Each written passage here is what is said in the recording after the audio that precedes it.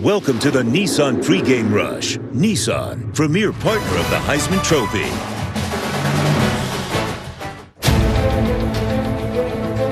Sports' greatest trilogy seems familiar to these two.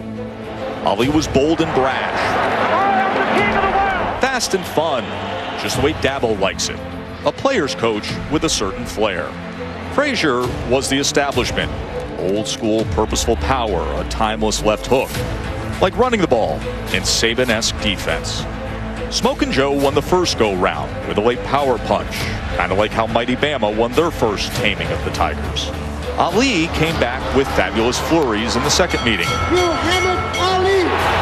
Much the way Clemson picked up the pace for last year's crown. New kings of college football. But for Ali and Frazier, The rubber match. their very best was saved for last. And tonight, with this sugar-sweet reward, we get the sense of the same. What shows they have delivered for us in the last 2 years. Alabama won the first round 45-40, and then Clemson last year 35-31. And there is mighty Alabama, 16-time national champions. The fourth year of the college football playoff, and we haven't had one without them.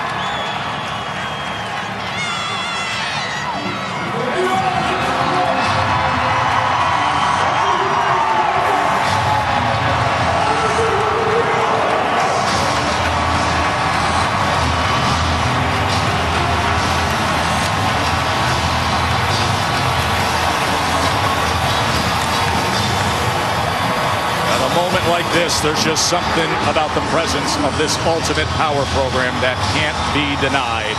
The tide has arrived. And now number one gets set. The Clemson Tigers, who proved themselves with 6 wins over top 25 teams this year. Their third straight college football playoff appearance, last year's national champs looking for a repeat performance.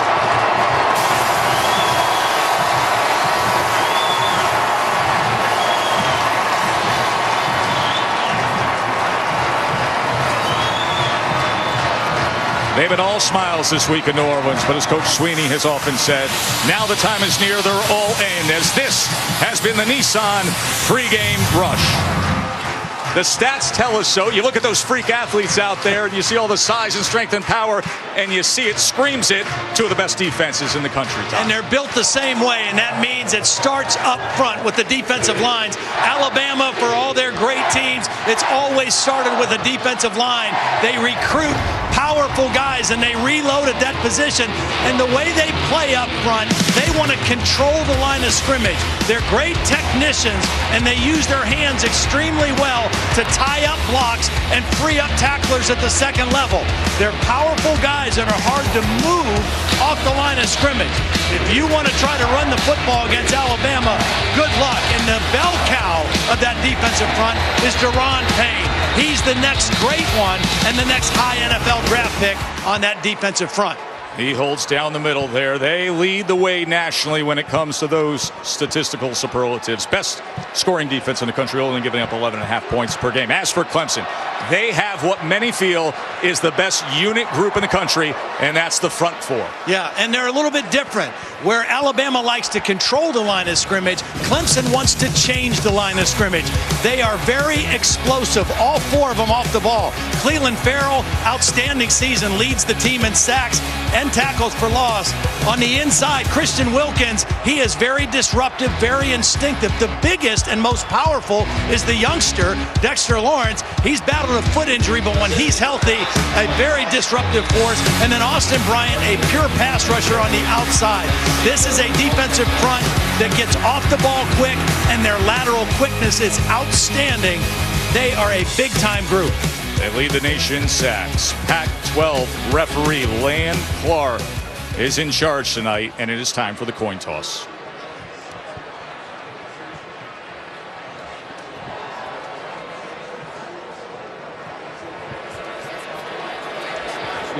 Hey! Gentlemen, congratulations.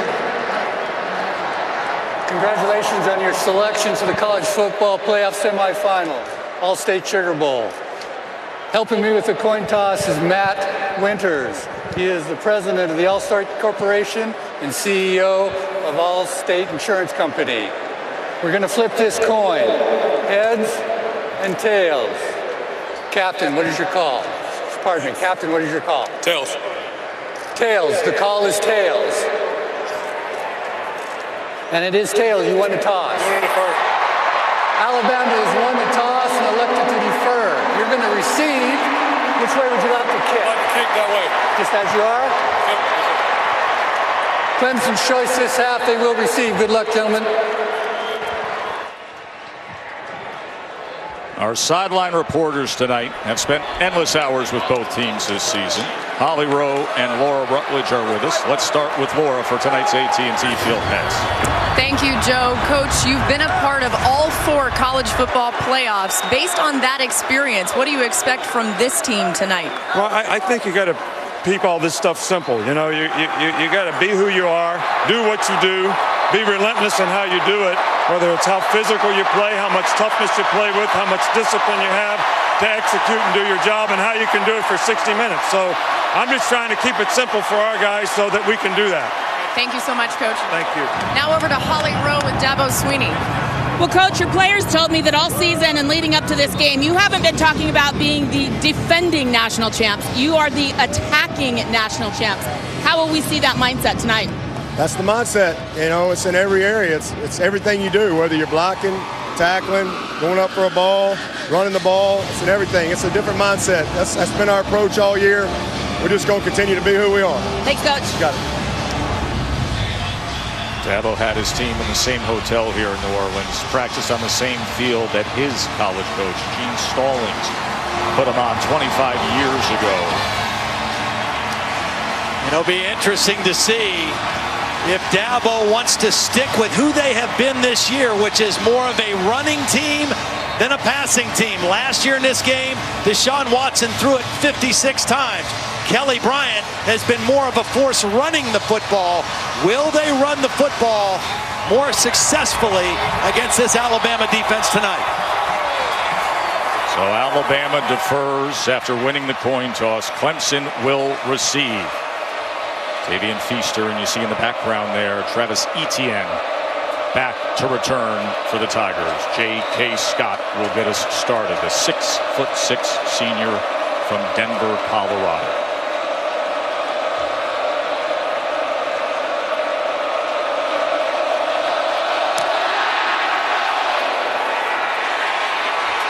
Etienne from the goal line, and he was met with a thunderous pop just beyond the 15 by Trayvon Diggs.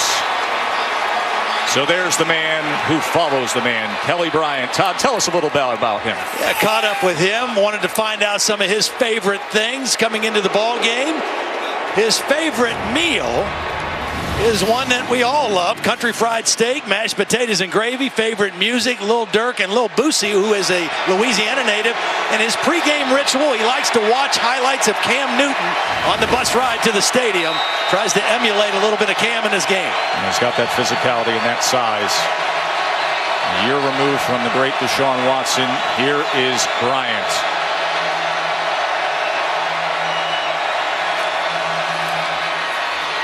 As Feaster is gobbled up. Chick-fil-A impact players. We mentioned Travis Etienne on the return. He grew up about an hour away from here, and he's grown up quickly in this offense as well. Mr. Clutch is Hunter Renfrow.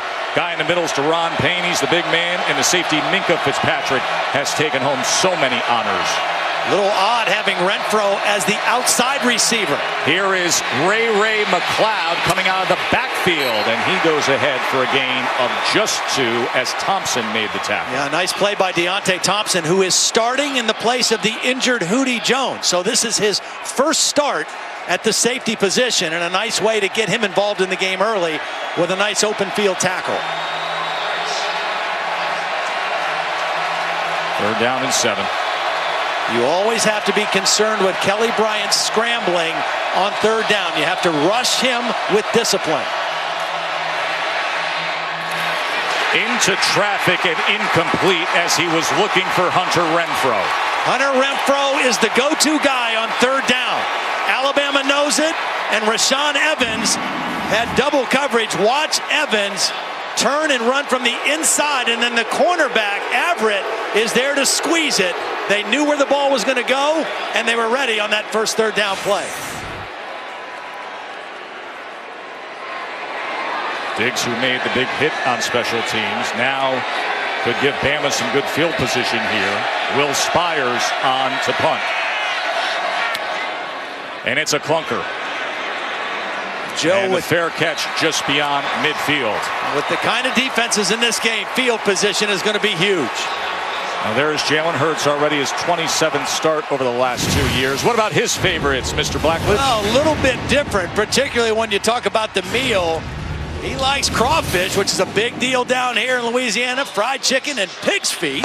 His favorite music, Meek Mill and James Brown. He actually mentioned the song, The Big Payback.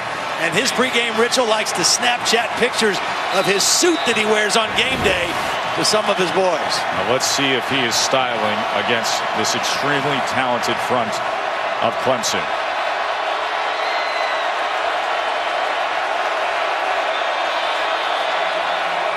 Damian Harris with a run just beyond midfield as he gets things started. Chick-fil-A impact players, you should watch out for the aforementioned Damian Harris. Junior is from Richmond, Kentucky, has 11 rushing touchdowns this year. Calvin Ridley, arguably the best offensive player in the game.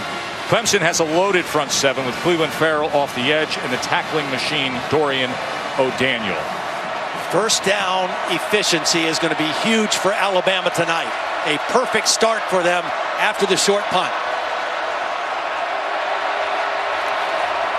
Harris again. He is met that time by J.D. Davis.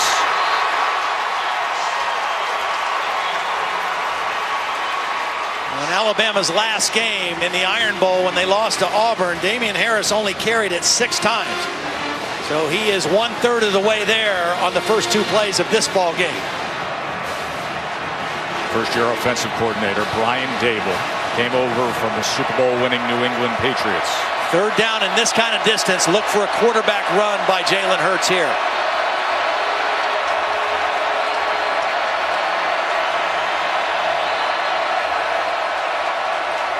See Kendall Joseph changing the defensive front.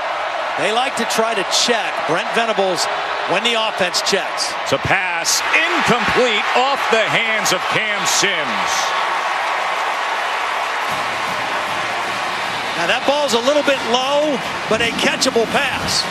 It's out of the hands quickly to avoid that quick pass rush. And that's a ball that Alabama needs to come up with. Your quarterback's under duress. He throws it down where you can catch it away from the defender. And Cam Sims not able to come up with the catch. J.K. Scott, All-American level punter, on to try to pin Clemson as Hunter Renfrow will cement those heels on the 10. Skies this a mile high, but didn't get the distance he was looking for as it'll be down just inside the 20. So both teams 3 and out on their first drives here at the All-State Sugar Bowl from New Orleans.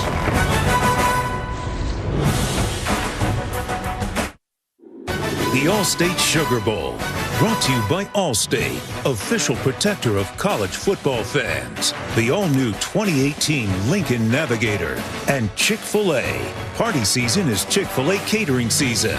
Order now. First Nick Saban, 5 national championships through the years. 6 would make history with the Bear. Mark Ingram, Trent Richardson, some of the Alabama greats of the recent past coming out here for this college football playoff at the All-State Sugar Bowl. Clemson, 2nd straight start from their own 16-yard line.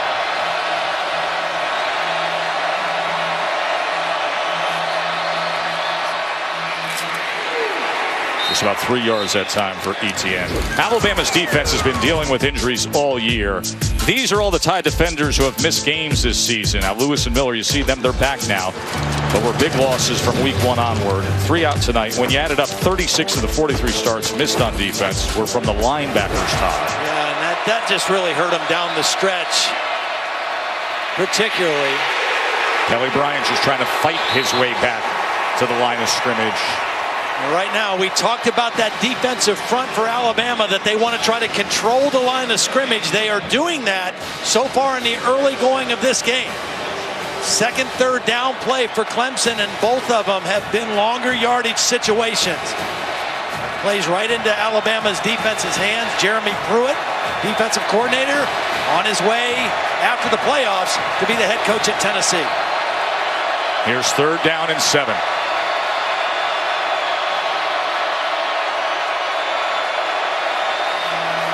Bryant. That was deflected at the line of scrimmage as he was trying to get Hunter Renfrow on the crossing route underneath. Nice pressure. Not going to be able to get to it. Renfro's going to come crossing the middle of the field. He's guarded by Tony Brown. And there's the coming on a little stunt to the inside. That's Terrell Lewis, who you mentioned, one of those linebackers who was injured in the first game of the year against Florida State, in there on that 3rd down play and able to get the deflection. Spires didn't get a good punt off the first go-round as Diggs waits back at the 42. They came after it. Yeah, they did. And once again, the fair catch near midfield. Just a 34-yard punt. Bama back on offense when we come back to New Orleans.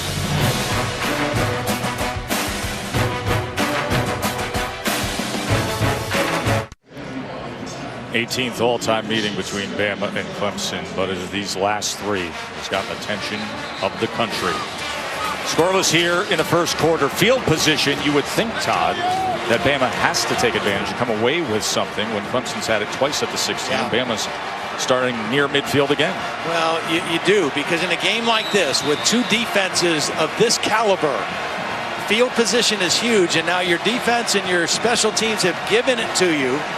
You went 3 and out the last possession. I think it's critical that you get yourself in scoring position on this possession if you're Alabama. Jacobs motioning back in as it's a nice fake by Jalen Hurts and a chunk play for the Tide. A little different look, a little bit of option. Watch, these 2 guys are going to get frozen on the option. A good fake by Jalen Hurts. He's reading that end. Austin Bryant chased the play in, and a 19-yard gain for Jalen Hurts on a little different look by the quarterback run game. And now the pitch, and it is well read by Dorian O'Daniel, a loss of 2. Dorian O'Daniel is a 5th-year senior who has just played lights out this year. All-American, leading the team in tackling. He's fast and he's physical. He came in towards the quarterback and was still able to change directions and change gears and get out there and stop Damian Harris for a tackle for loss.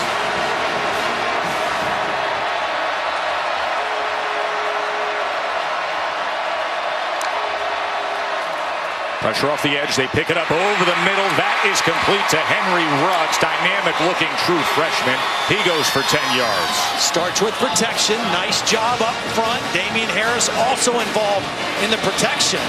2nd down and long. You get most of that yardage back, and you give yourselves, again, another very manageable 3rd down situation.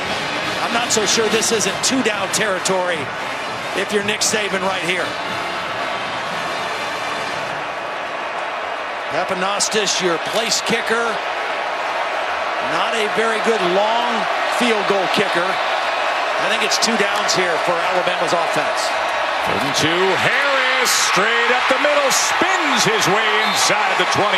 11-yard run and a tied 1st down. Well, it's an unbalanced line. They've got an extra lineman on the right side. These are 3 offensive linemen. They brought an extra offensive lineman, another new wrinkle. And a big hole for Damian Harris. In this possession, we've seen a couple different wrinkles by Brian Dable, and Alabama in great scoring position right now. 1st down run this time. Goes to the 10-yard line. This is the way I think you have to see Alabama run, to their right. We talked about this defensive front for Clemson. The guy I think you can run at is their left end, Austin Bryant. I think that's where they are a little bit weaker in their run defense. And that time, with a right tackle on the tight end, Hale Henches, who's an excellent blocker, they ran right at him. And Georgia, just moments ago, won the Rose Bowl in double overtime. So they will head home to play for the national championship in Atlanta. And we will find out who they will face right here. 2nd and 5. Josh Jacobs, and he's met, and then goes forward for a couple. Bo Scarborough, on the carry there. Bo Scarborough got dinged in practice the other day when we were here. They took him in the locker room. He did not return. Good to see him out there looking 100%. Third straight time now for Alabama. They have had 3rd and 2 or less. And that is exactly what they want. Very difficult to defend an offense with a quarterback who can run on 3rd and 2. Big Bo. Flag is down as he is met in the backfield. It was Davis and O'Daniel.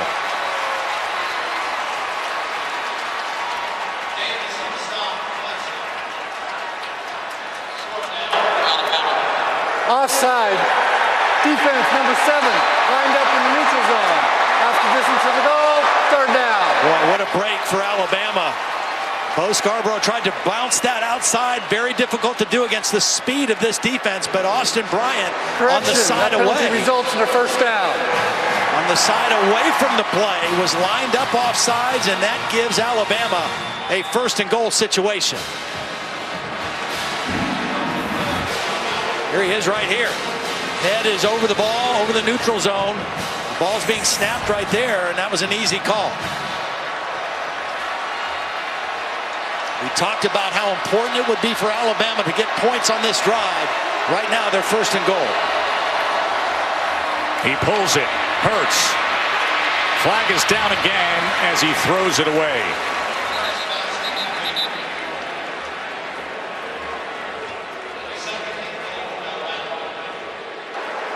Illegal formation. Offense. Too many players in the backfield. 5-yard penalty. Replay. 1st down. So somebody wasn't up on the line.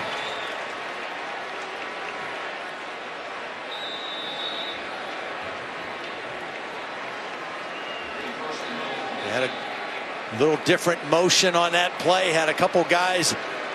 The tight end was offset, and they had a man in motion as well. A mental error for Alabama on that play.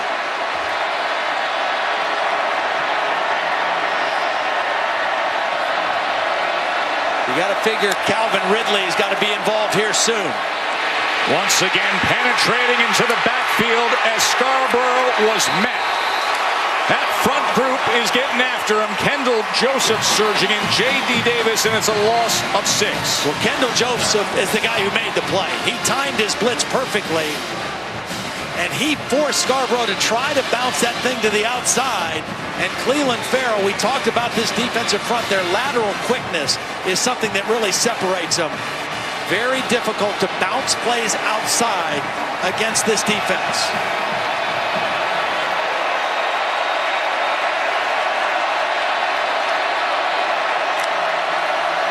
Second and goals, they're backed up.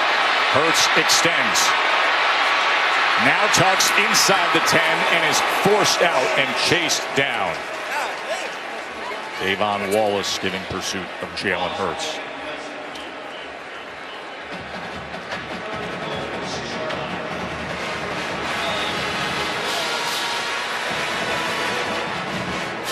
What a thriller there in Pasadena as we welcome you here to the college football playoff. Jalen Hurts' 2nd drive of the game. With time, now extends to the end zone and incomplete. What a terrific stop by the Clemson defense. They gave up a few plays. They gave up. Alabama was 1st and goal. They had the penalty, and ever since the penalty, Clemson's defense really suffocated them. and they're forcing the field goal attempt. Andy Papanastis, who has made every field goal attempt under 40 yards. I thought Damian Harris ran the ball really well early, and Bo Scarborough in that possession did not do a good job running the ball. He tried to bounce outside and lost yardage instead of running straight up ahead at this defense. And Bama will strike first in what has become one of the great trilogies in this modern era of sports. Thrilled that you're with us here for this main event nightcap after what was an unbelievable game out there in Pasadena. Let's get people up to speed here. A couple 3-and-outs, and then Bama takes advantage of field position. Mirror image programs of each other this year when you look at them in so many ways, especially with the quarterbacks wearing that number 2 jersey. Yeah, they both wear the same jersey. Their skill sets are almost identical. They both have arm talent, can make any throw you want a quarterback to make, but I think they're most effective for their respective offenses running the football. And we see both of them with design quarterback runs, and then even more dangerous when they improvise and extend plays and get outside the pocket and can beat you with their legs. But very good defenses on both sides of the football field, and so that field position is going to continue to be huge. Alabama had 2 great possessions in terms of where they started. They capitalized on the second one, and that's why they have the lead. And that Alabama defense is a lot healthier now than when last we saw them in the game against Auburn. Yeah, they limped down the stretch the last couple weeks. They've got some guys healthy. I even think not playing in the SEC championship game helped them in terms of getting guys back to full speed.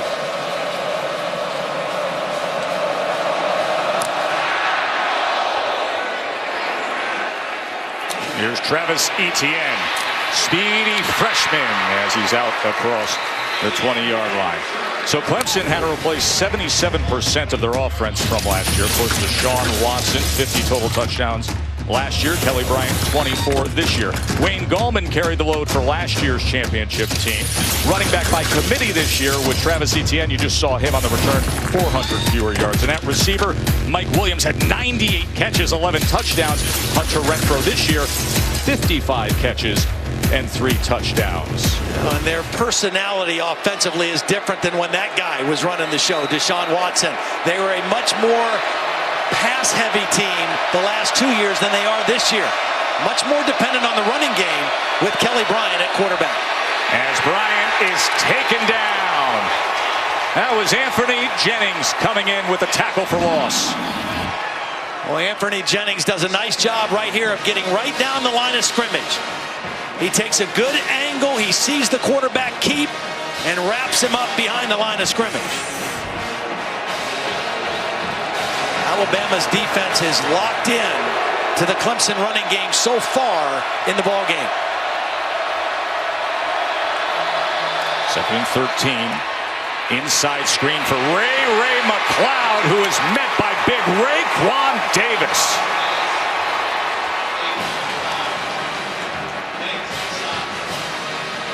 Well, again, this Alabama defense down the stretch, they looked a little bit worn down. These big fellows up front don't look worn down tonight. Raekwon Davis coming from his inside tackle position, making an outstanding play in another 3rd and long for Clemson's offense. Team that wants to stay on schedule, not put Kelly Bryant in spots like this. 3rd and 16. 2-man rush. Complete. Oh, should have been caught for a first down by Deion Kane, and somehow he couldn't corral it. He started looking upfield, Joe. The ball was thrown on time and accurately. There was a little wobble, but watch Deion Kane's head turn. Before he secured the catch, his eyes were turning upfield. He didn't do first things first, which was secure the football, because he would have easily had a first down had he done things the right way. And now Spires on to punt again. 3rd straight 3-and-out. And another field position opportunity for Alabama. Clemson hasn't been able to dig out of the hole. And this time it's a low line drive. As Diggs will have a returnable punt, and he's got a lane. As Alabama will be starting on the plus side. The tie back to offense again. Up a field goal early on here in the Big Easy. Jalen Hurts says the motivation to get back to this point and face off against Clemson again has burned deep inside him ever since they lost to the same Tigers team last year. He's had 2 screensavers for his phone in the 2017 year. One was Clemson hoisting the national championship trophy. The other one looked like this. This is his actual phone, and it's him walking off the field after the loss last year. He said he never wanted to forget, Joe, what he felt like in that moment. Motivation, Laura, by screensaver. Calvin Ridley is their best player. Going to get him involved in this possession. As Hurts is met at the line of scrimmage by Joseph.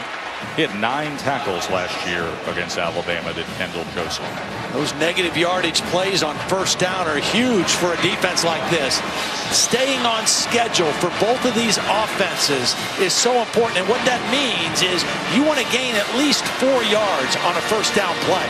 When you come up and gain 0 and go 2nd and 10, that switches the momentum and the advantage to the defense. Here's Harris.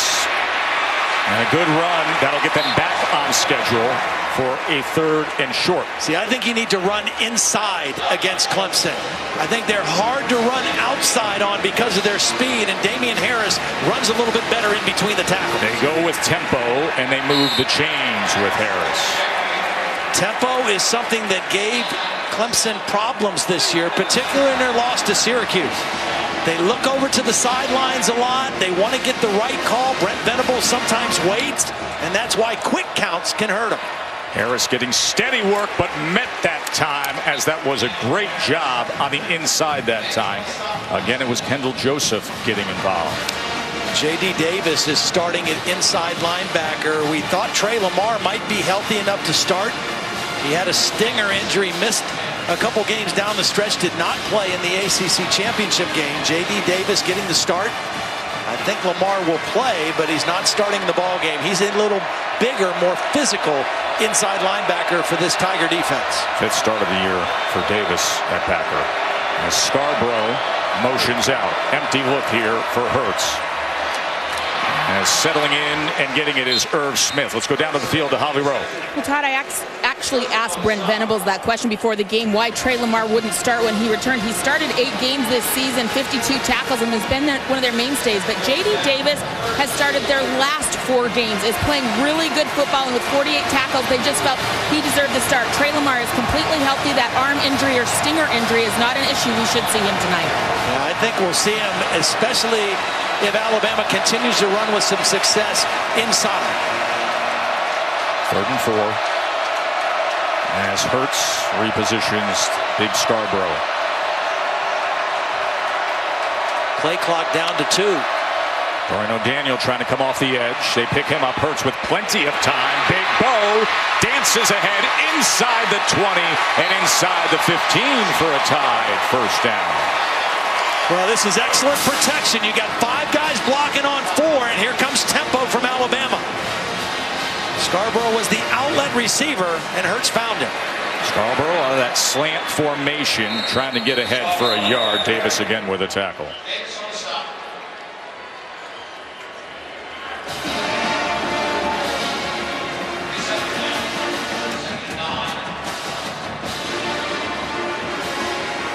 There's Damian Harris. He's averaging 8.2 yards per carry. This is the best running football team in the SEC. 265 yards a game rushing. Last year in this ball game, they ran for 221 against the Tiger defense. Play clock under 5.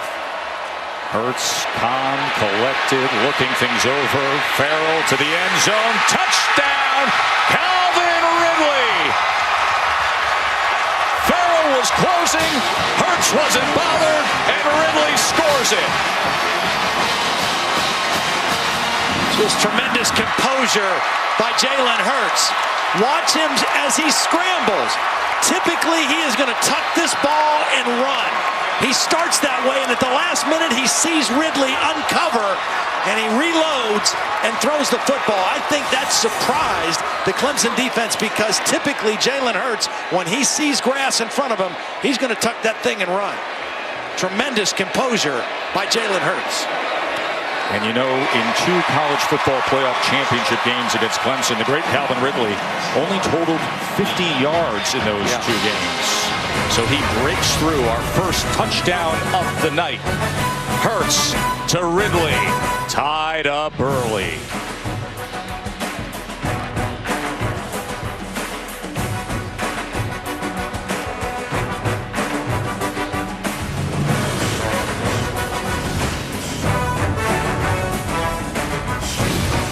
You're with us at the college football playoff semifinal at the All-State Sugar Bowl. Joe, Todd, Laura, and Holly here in New Orleans. Jalen Hurts just had the touchdown pass moments ago. J.K. Scott kicks away again, and ETN pinned in the corner at the 1. Spins away from the first wave of coverage and tried to make the most of it. Todd, let's look at All-State's all-hands-in play. Well, we talked about Calvin Ridley needing to get involved. Here he is in the slot, and he's going to run a route, and he is going to be open right here. And Jalen Hurts is going to miss him initially. Right now, Calvin Ridley is open. But what he does is he stays with it when his quarterback leaves the pocket and uncovers in the back of the end zone. And Jalen Hurts alertly finds him and gets the connection for the touchdown. 60th career touchdown responsible for already in a 2-year career. Jalen Hurts. Now just the final ticks of the clock here in this first quarter that's been dominated by Bama. Well, Clemson 9 plays, 0 yards. Pumps and is sacked. Raekwon Davis, all 6'7", 306, coming down on Kelly Bryant. And he just ran right through the right guard. Maverick Morris was in at right guard, and Raekwon ran right through it. 10-0 Alabama in a dominating first quarter.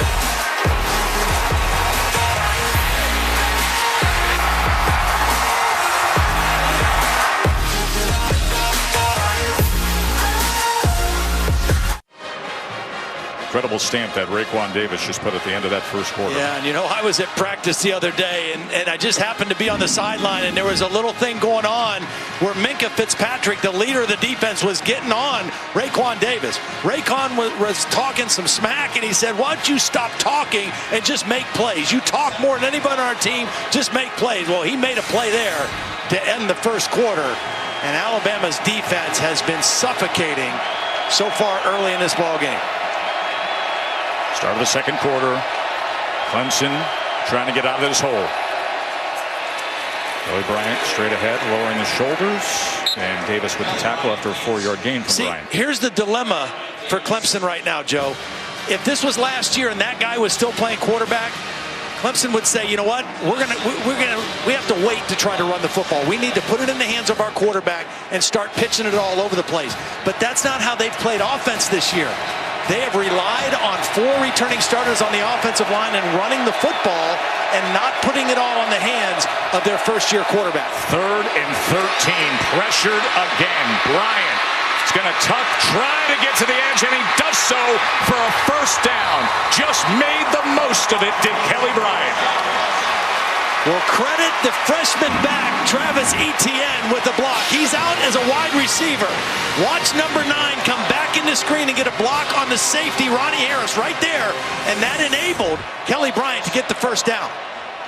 Nice job by the freshman running back, who was out as a wide receiver, getting the key block.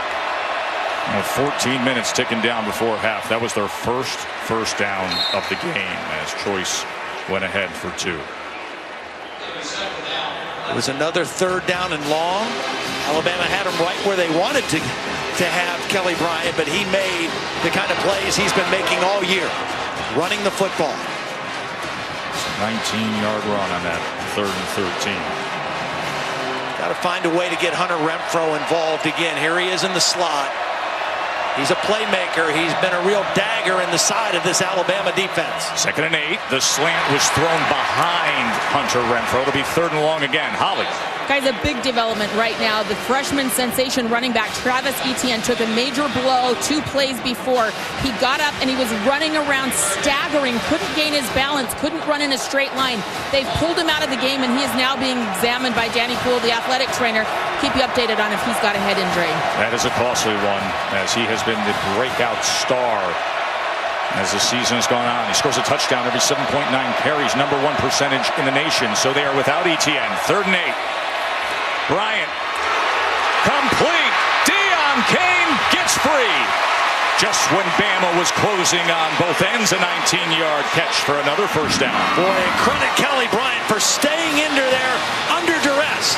He's got somebody bearing right down on him. He delivers the football, and the free safety, Deontay Thompson, making his first step, went for the ball and missed, and another first down conversion for Clemson. As Choice goes ahead for 1 yard. And see, the encouraging thing for the Tigers is they didn't have to abandon who they are offensively. They've got some momentum now. Remember, a year ago, they were down 14-0 to Alabama and fought their way back and took a lead in the 4th quarter. So no panic by Dabo Swinney or the Tigers right now as they enter Alabama territory for the first time.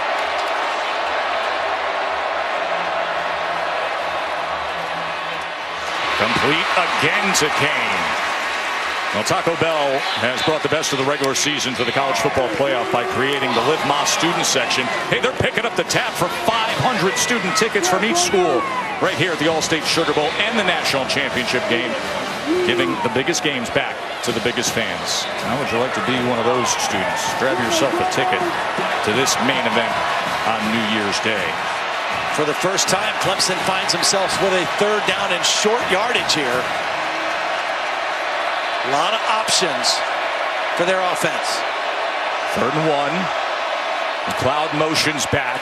Bryant's going to keep, and Bryant spins for something extra. Inside the 30, move the chains again. When Deshaun Watson was playing quarterback, he would run, particularly in the big games. This is a quarterback run all the way. There's no read involved. He's just turns into a running back. Look at him protect the football as he's spinning, and he easily converts the first down. Deshaun ran when they needed him to run. Kelly Bryant runs because that's a big part of their offensive package. It's by design, and he does it quite often. Pulls it here, pressure off the edge, gets away from Minka Fitzpatrick, but then tracked down by Rashaan Evans. Yeah, you don't normally see somebody get away from Minka Fitzpatrick. Edge rusher misses Kelly Bryant, but you see the speed of Rashaan Evans coming inside out and forcing Bryant out of bounds for a loss of yardage play anyway. There is the first team All-American, the 17th unanimous All-American under Coach Saban. 11th play of this drive. Low snap. Bryant is going to take it straight ahead. And will leave them with another 3rd and long.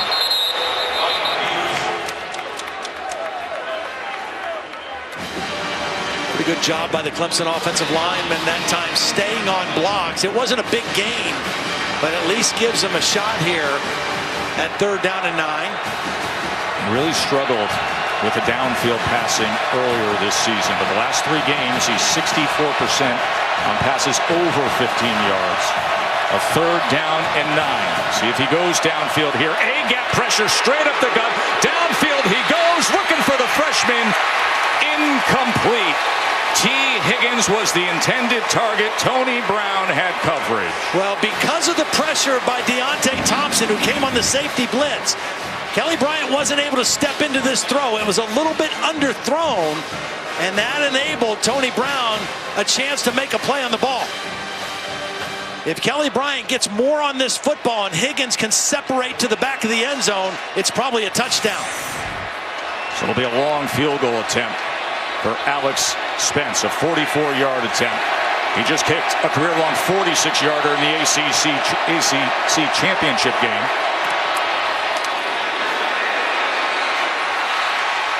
And he gets it Alex Spence delivers. He has made 7 of his last 8 field goal attempts. Clemson's on the board.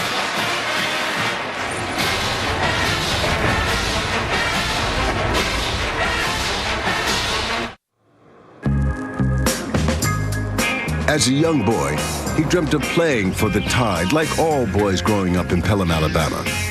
But little Dabo actually did. So don't ask the man behind the big orange C how big of a deal your opponent with the slanted Crimson A is. He knows just fine. He has a birth certificate, diploma, and championship ring to prove it. Dabo Swinney from Pelham, Alabama to the college football playoff. And he got that championship ring 25 years ago today, right here. He's got his team staying in the same hotel that he was staying in when he was with Bama. Ruggs from the 4-yard line. Met well at the 15. Holly, it's been a long path for Dabo. Well, that's right. That boy from Pelham, Alabama had a tough time growing up. At times, not a roof over his head, had to stay with friends. When he moved to Alabama and got a dorm room, he actually had his mom come and live with him in the dorm for a while. He got into coaching. It didn't work out. He was selling commercial real estate. He went and visited Clemson and took a picture with Howard's Rock. Who knew that just a few years later he would actually be coaching there? It was hard, though. At the time, he told his young children, hey, should I get out of coaching and spend more time with the family? They said, no, Dad, do what you love because we love it, too. And now here he is trying to get to a 2nd straight national championship. And back in New Orleans. This is Jacobs out of the backfield, met after just a yard. Yeah, I thought it was funny when we met with him the other day. He talked about, yeah, we're in the same hotel. We're practicing at Tulane the same way we did. He says, we're in the same hotel, but I can guarantee you I'm not in the same room as I was when I played. No. He's got a big boy room now. He said, I'm staying at that same hotel that Gene Stallings put us, and we're going to practice at Tulane, the same practice field that we were on, hoping for a little bit of that magic from his past. Worst starting field position of the ball game for Alabama here. Going to swing it now to the other side. It's Najee Harris, who's going to be a big star down the road, getting some action here. True freshman from California. Holly? Dabo is certainly thinking back to that time at the Sugar Bowl 25 years ago, and he actually came out here onto the field with something in his hand. It was grass, and he walked the whole length of the field, dropping that grass as he went. He ended in the end zone, and I asked him, where is that grass from? What is special about it? And he said, that's something I'm going to keep private. I just call it my secret mojo. We'll see if it works tonight. He's a very spiritual guy and greatly appreciative of all the opportunities that have come his way. There is some of that grass that Dabo sprinkled here on the field of the Mercedes-Benz Superdome. Dorian O'Daniel was helped off the field after that play, one of their real leaders on defense. He was hit hard on a crackback block by Jerry Jeudy, one of the freshman wide receivers that sprung that play for Alabama. There's O'Daniel, who leads the team in tackles. Flea flicker, Hurts, winds it up, wants all of it.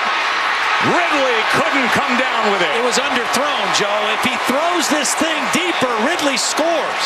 Because Ridley had to wait to catch the ball, Van Smith, the safety, was able to come and make a play. Now, flea flickers take time, but if he loads it and throws right now, that's a touchdown easily. Because Ridley had to stop and come back for the football, the safety, Van Smith, was able to get his left hand in there and knock the ball away. Beautiful play in recovery by Van Smith. I love the play call. Just got to throw that thing out there sooner.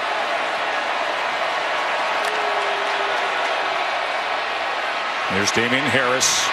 Quick burst as he goes between blockers. Going to be just a yard short of that line. Yeah, see, this is to offset the quickness and the speed of that defensive front. They're getting the ball on the perimeter this possession, throwing it quickly to their backs. We saw Najee Harris with a nice catch. We've seen Bo Scarborough catch it on the perimeter, and that time Damian Harris. And Alabama with another third down and short. They're 3 for 5 in the ball game on third down. Last year in this game against Clemson, they were 2 for 15. 3rd and 1. Big Cleveland Farrell lines up, looking to get a stop here. They meet Harris at first, and it'll depend on the spot. I think he did get forward to the 50-yard line to move the sticks. Both officials are marking him beyond the 50-yard line. 3rd down and 1, boy, you just got a lot of options of what you want to do offensively. Alabama had an extra offensive lineman in again that play. They've gone to an unbalanced line a couple times in short yardage situations. Jacobs and Najee Harris back in as the 2 running backs. They have passed with his personnel. And he looks Jacobs' way again. Well read, and Jacobs tries to break free, but he couldn't. Van Smith as well as Kendall Joseph in the mix. Well, they went to the well one too many times, trying to get the ball out quickly to a back on the perimeter. And because Jalen Hurts had to kind of double clutch that one, it enabled Clemson to really close on the play and stop it for no gain. Big Bo comes back in at running back.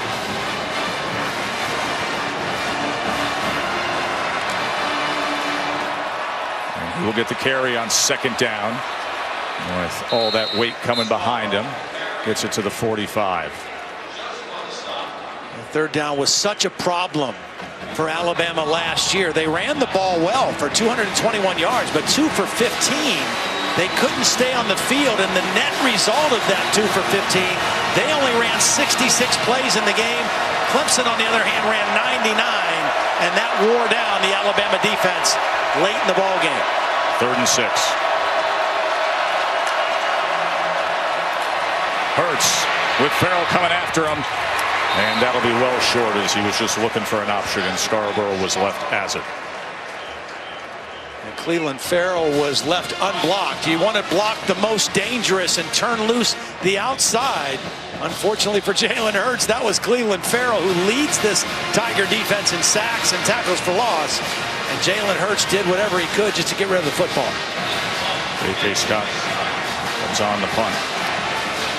Such a huge leg, but the last time he had a short punt opportunity, didn't get the best kickoff. Wants to try to pin Clemson inside the 10 if he can here. Renfro's got those heels at the 10. And that's where the fair catch comes in. 7-point margin for Bama right here in the All-State Sugar Bowl.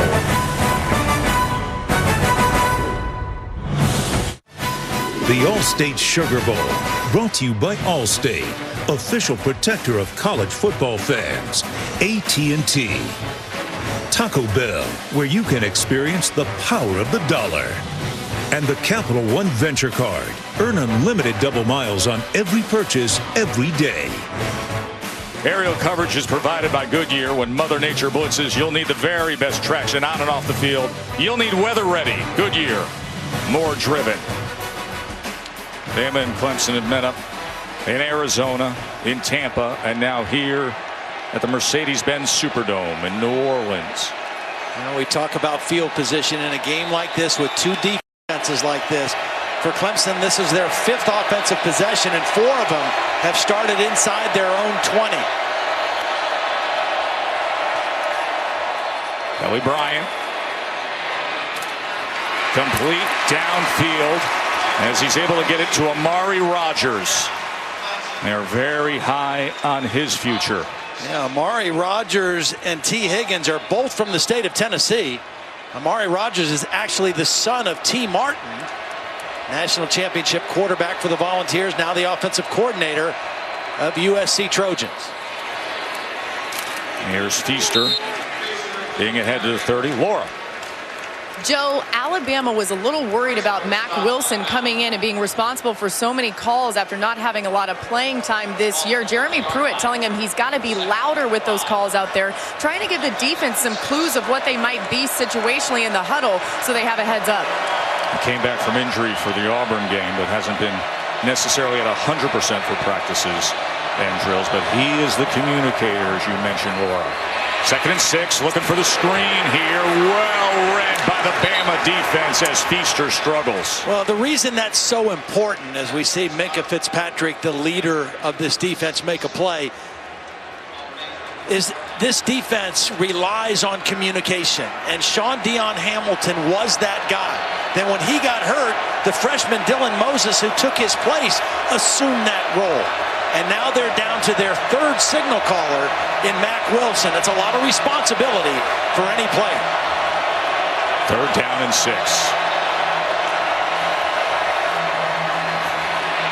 Bryant being chased and has to throw it away. Great spin move by Rashaan Evans to get after Kelly Bryant. He's an inside linebacker. He's rated very high by NFL scouts, and a beautiful use of his quickness on the inside move. He beat Sean Pollard, the right tackle, and then Daron Payne was coming to the outside. He's going to go inside. Payne's going to go outside. So even though Kelly Bryant is able to elude Rashaan Evans, Daron Payne has excellent leverage on the outside, and Kelly Bryant has to throw the football away. And now Kelly Bryant on 3rd down is 1 for 6 throwing the football. Diggs back to return the 4th punt of the game by Will Spires. Alabama was offside unless there was movement. It was 4th and 6 for what it's worth. Najee Harris jumped. Snap. False start. Offense, number 11. 5-yard penalty. Still 4th down. And they say that there was movement there. That was Isaiah Simmons on the outside of the punt protection. That's why Najee Harris took off early. Back Clemson up 5 more yards. And again, the field position. Alabama started their last possession on their own 15. They moved it for a while, then they punted Clemson deep. And now they're going to get decent field position on the exchange here. Came after Spires again. And fielded by Diggs. Takes a backward step, retreated, and then got back to the 40-yard line. Bama offense back up. Hurts is 9 of 12 and has the touchdown pass. What does he have to offer here?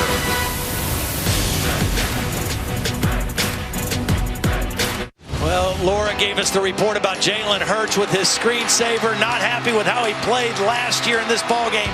Off to an outstanding start, both running and throwing the football. Nice read there on the option. He's run it 9 times for 27 yards, or 3 times for 27 yards. And then watch him elude the very fast Cleveland Farrell on the pass rush. Keep his eyes downfield. Find Calvin Ridley for the touchdown.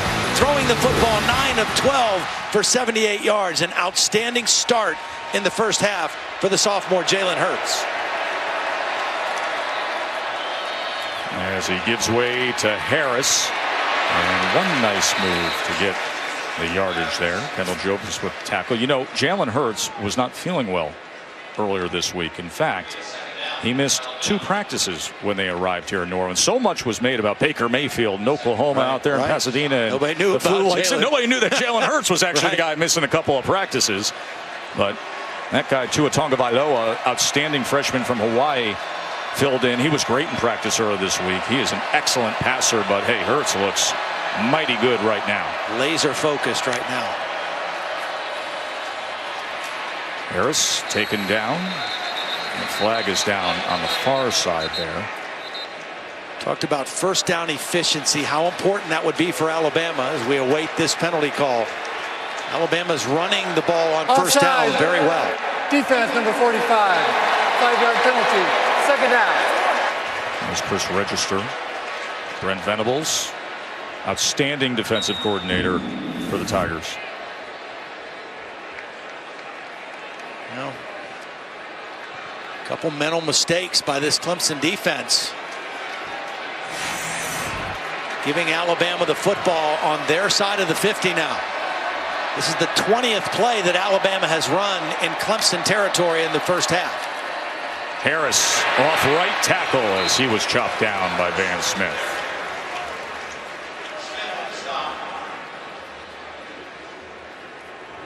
Van Smith had a key interception in that 4th quarter against Florida State. Game that people forget how close it was before Clemson pulled away. These 2 teams had 2 common opponents during the season. Florida State was one. Both teams were able to win the football game. Alabama beat him in week 1, and they both played Auburn. Clemson beat Auburn early in Clemson. Alabama lost to the Tigers in the Iron Bowl. 2nd and 8. Big hole up the middle.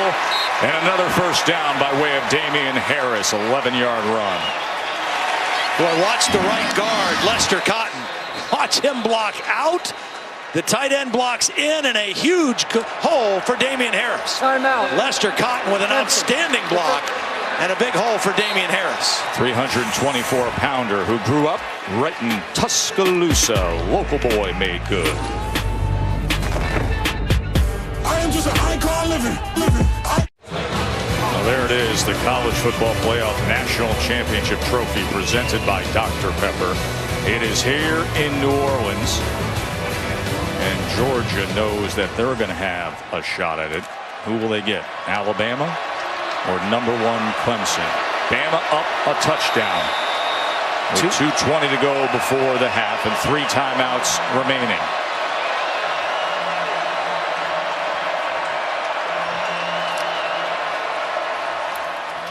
Quick screen, Ridley, and a quick burst to the outside. Well, next Monday it is the College Football Playoff National Championship game presented by AT&T. We'll be coming to you from Mercedes-Benz Stadium in Atlanta. Georgia with a thriller today in double overtime over Oklahoma in what was yet another all-time classic in the Rose Bowl. 2nd and 1, play caller's dream. And with it, take a shot. Denied that time by Trayvon Mullen, and a flag comes in. Well, there's Robert Foster was the intended target. There's a flag by the line of scrimmage as well. I think we might have offsetting penalties here. I think there was a lineman downfield. Jonah Williams, the left tackle, was downfield. I'm not sure if this was a run pass option, but Jonah Williams got himself beyond that mark down the field. So I think we're going to end up with offsetting penalties. By both teams, and they will offset. Ineligible player downfield. Offense number 73. Pass interference. Defense number 1. Offsetting fouls. 2nd down. See, teams get away with this a lot when they run pass options, but this one's obvious. He is going to get way down the field. An easy call to make. The line is blocking run, and the quarterback and receivers are adjusting the pass. There's the interference by Mullen. I think both were correct calls, and it's still 2nd down and short. So we reset it. And this time, Bo Scarborough will try to pick it up, and he is denied by James Skalski, fitting that up and filling that hole. Skalski's played a lot of football here down the stretch with the injury to Trey Lamar. We've talked about J.D. Davis. Skalski has been in there quite a bit as well. He actually started the ACC championship game. 5th time, 3rd down and 2 for Alabama. It's a linebacker look right there with the rip sock, and this is a big back with a whole lot of velocity. Scarborough will move the chains. Got a nice block by Calvin Ridley. Ridley is much smaller than the boundary corner, Trayvon Mullen, #1, but Ridley did his job and got Scarborough to the perimeter for the 1st down. And now tempo right back to the line. And they're going to pound away on the inside. Just a yard that time for Scarborough. Alabama with 3 timeouts. Looks like they might use one here as we near the 1-minute mark. Alabama, the first of the half. Be 30 seconds in length. See what they get here before the half. Take a short break. Come right back.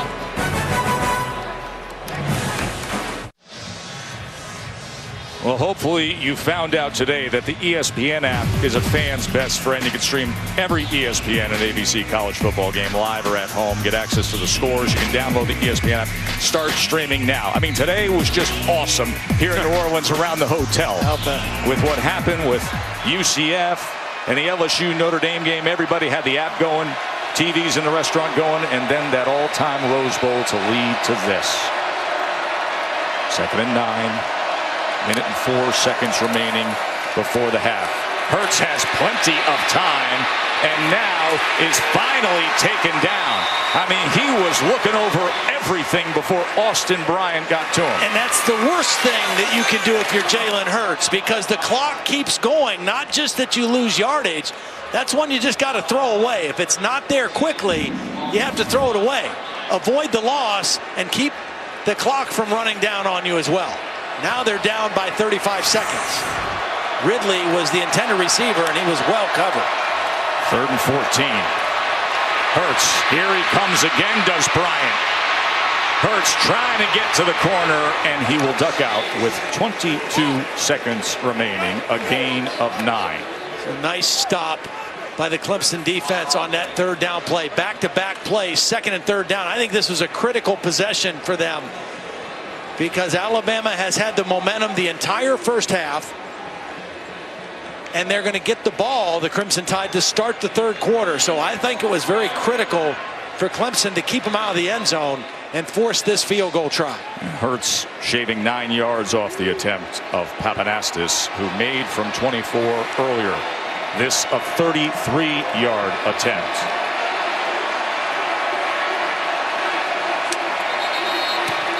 They stopped it. They blew the whistle dead before the ball was kicked.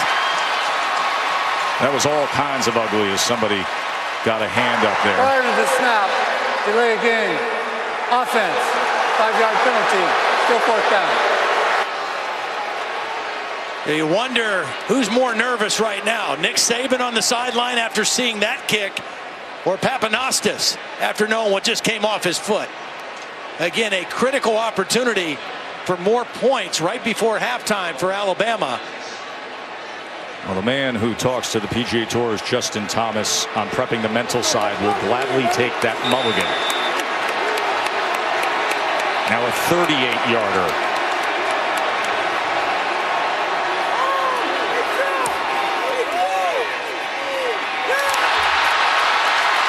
The upright says no. And Dabo says yes. And a head shaker for those in houndstooth. Papanastis tried to center it, but was denied.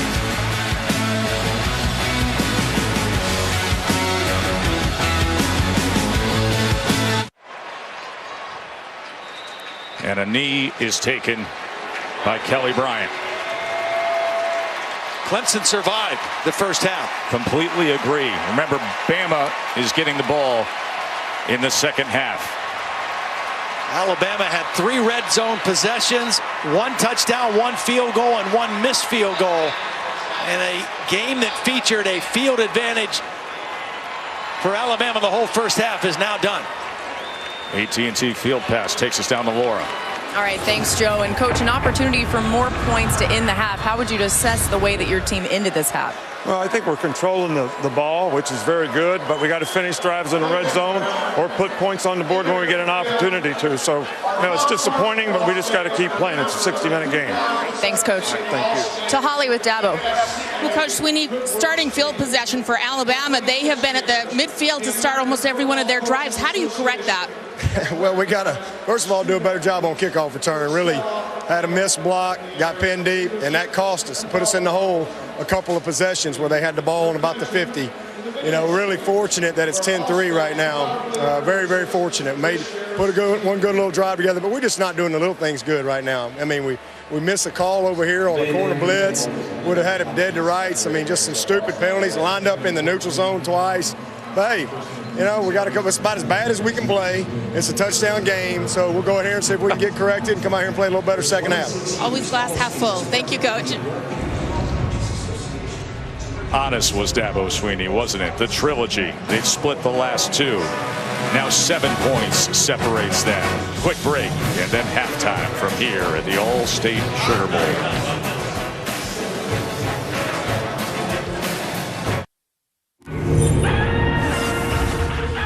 It's Ali Frazier in the ring. Bird Magic on the floor.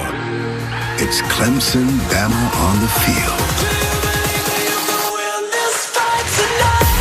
Raekwon Davis coming down on Kelly Bryant. Bryant is taken down. Hurts, calm, collected, looking things over.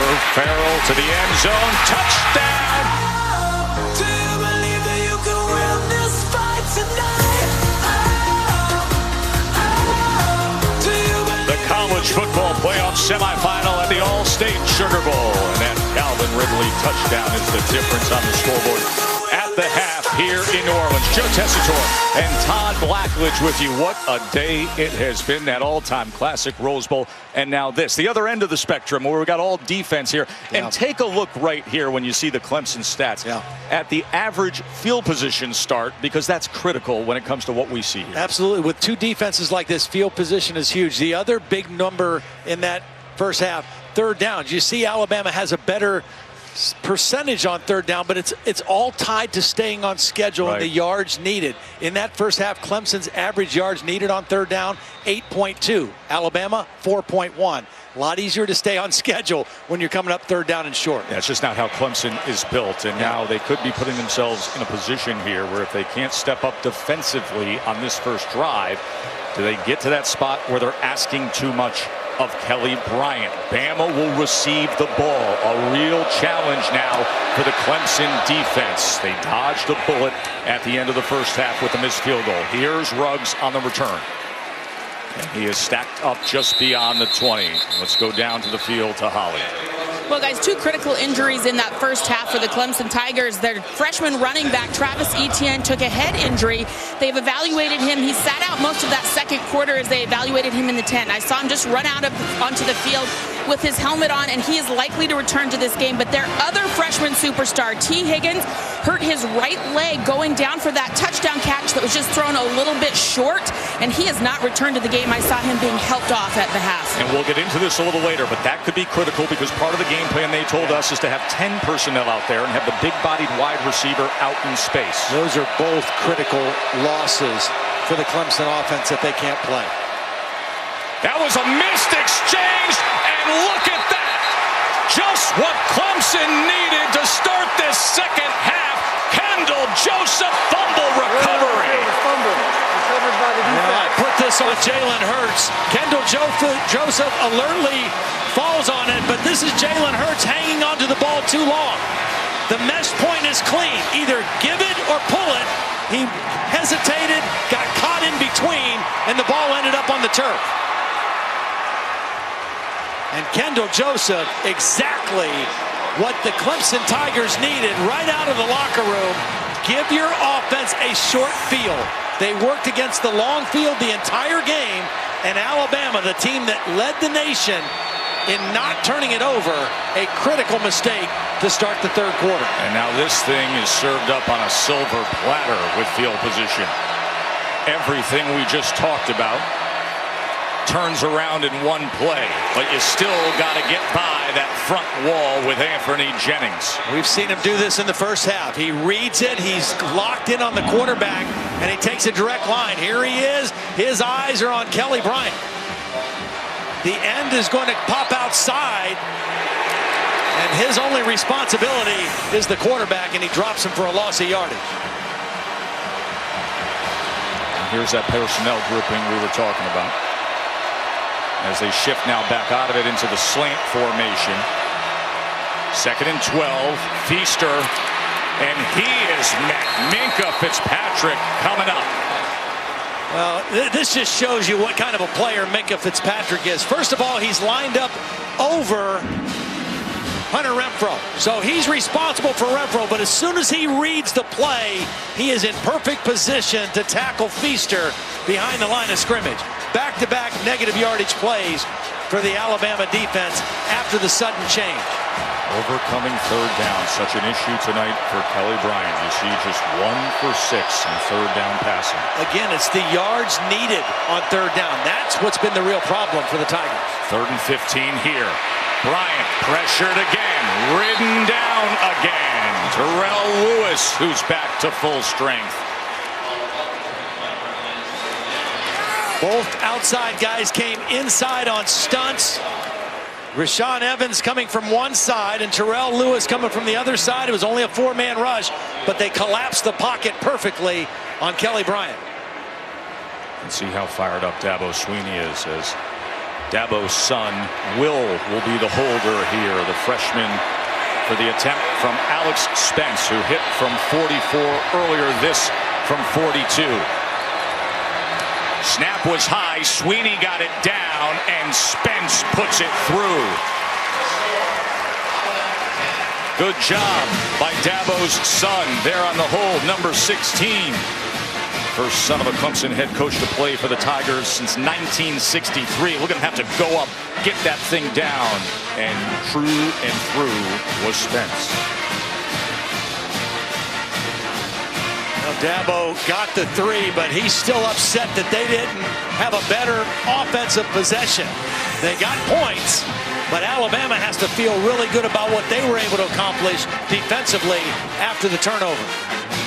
The first time Clemson had an edge in field position to start the second half, and they were only able to come away with 3 points. But it is a one-possession game, and so everything Clemson wants to do offensively in the run and the throw game is still at their disposal.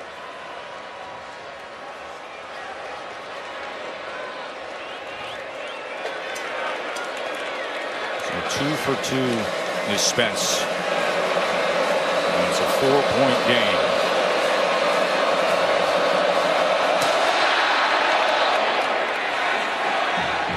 Ruggs from the 3.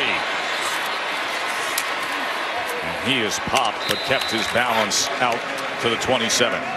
All-State is proud to be part of the team that comes together to do good by contributing to participating universities' general scholarship funds for each field goal and extra point kick. And today, All-State has contributed millions in scholarship funds. Little different than what we saw out in Pasadena earlier today, wasn't it? High-scoring offensive affair out there. A couple defensive stops here and there that were critical, as well as a blocked field goal. But here, the defenses, particularly the defensive fronts, have controlled the action in a low-scoring slugfest in the Sugar Bowl. Big Cleveland Farrell and that great defensive line.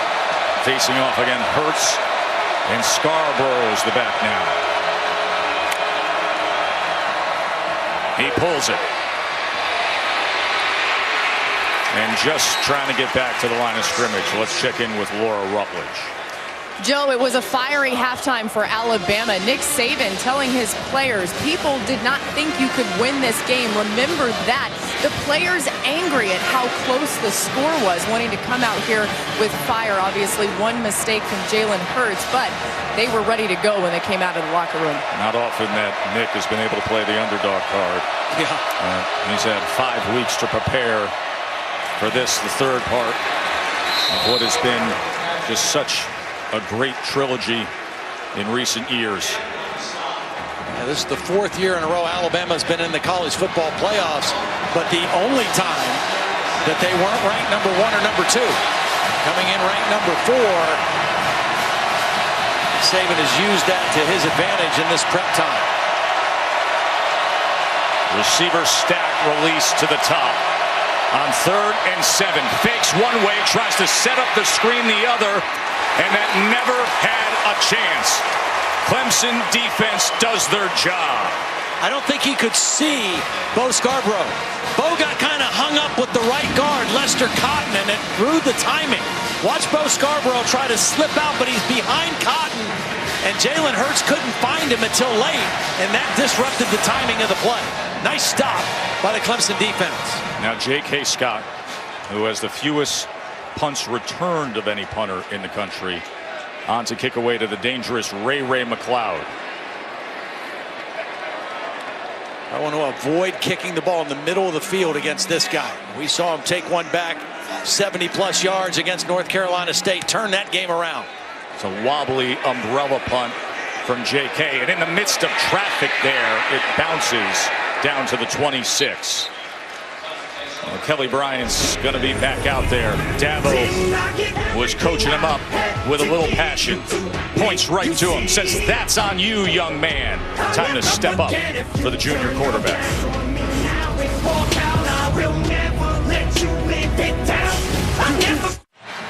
What a great night in New Orleans for the college football playoff semifinal at the All-State Sugar Bowl. Aerial coverage is provided by Goodyear.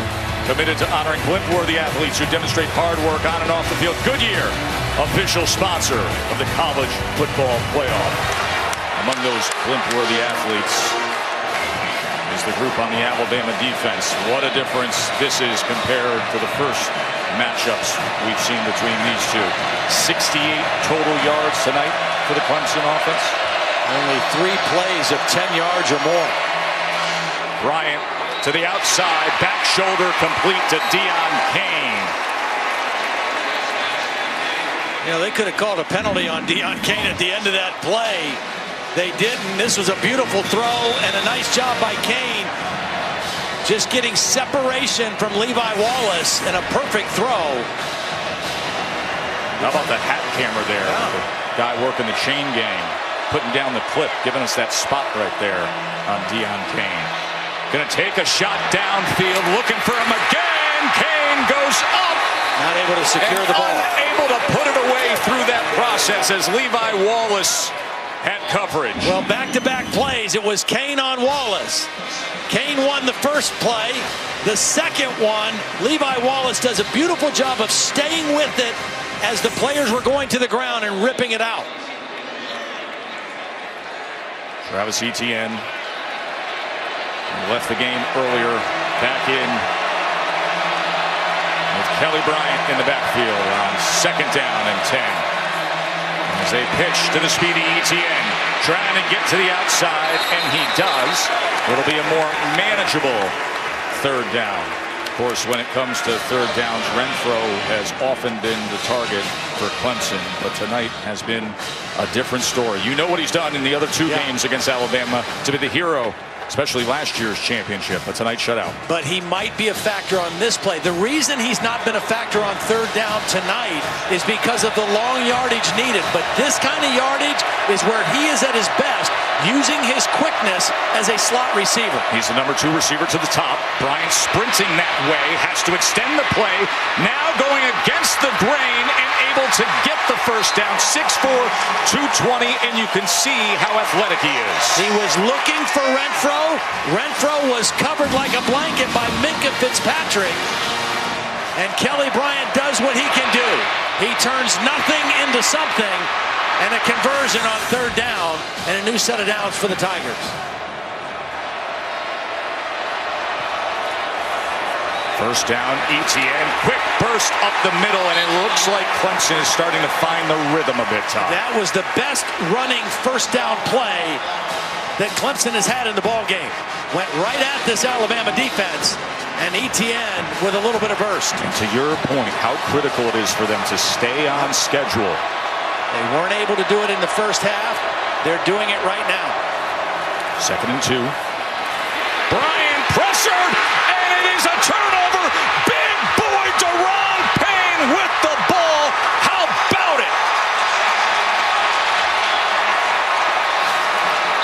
And it was Anthony Jennings again. There is a flag down, but Anthony Jennings, who has tackled Kelly Bryant behind the line of scrimmage when he's run the football, this time gets there as the ball is coming out, and Deron Payne collects the interception.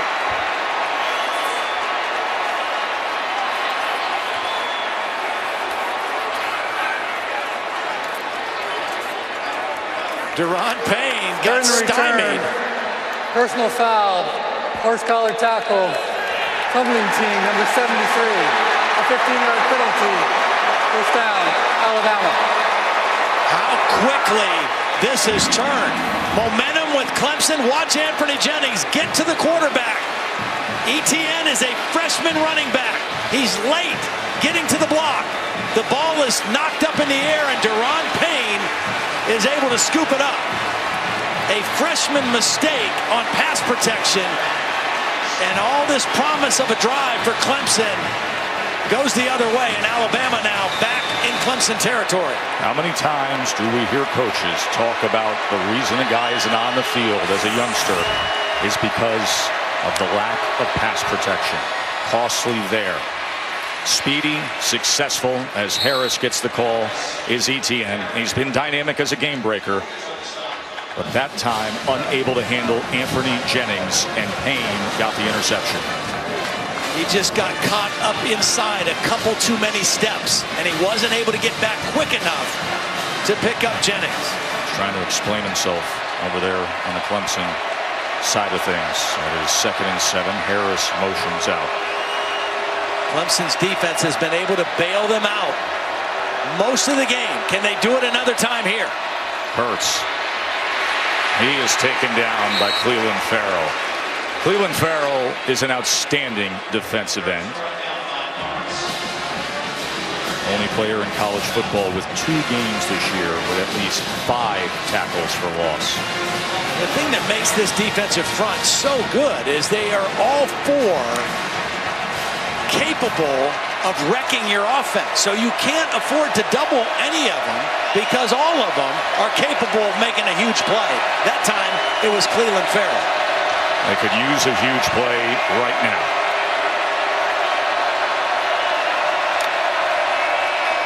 Third and 6. Pressure caught right near the chains as it was Ridley. And we will see where they mark this forward progress as Ridley is trying to state his case.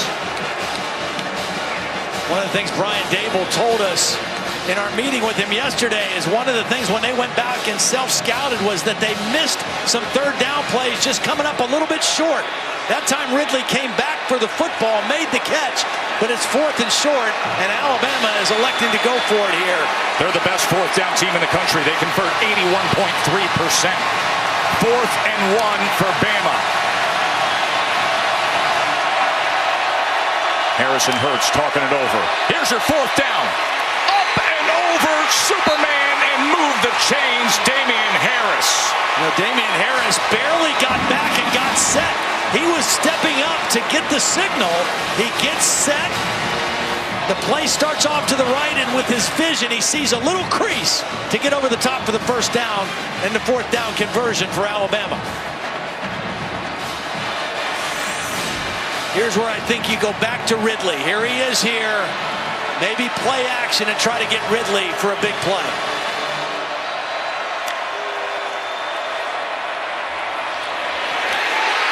Todd Blackledge, you know it. It's going to be 1st and goal tie. 13-yard catch by Ridley. You knock them on their heels a little bit with the 4th down conversion. Now you go to your best player, and now you go tempo. And this time, Harris couldn't go up and over. It'll be 2nd and goal.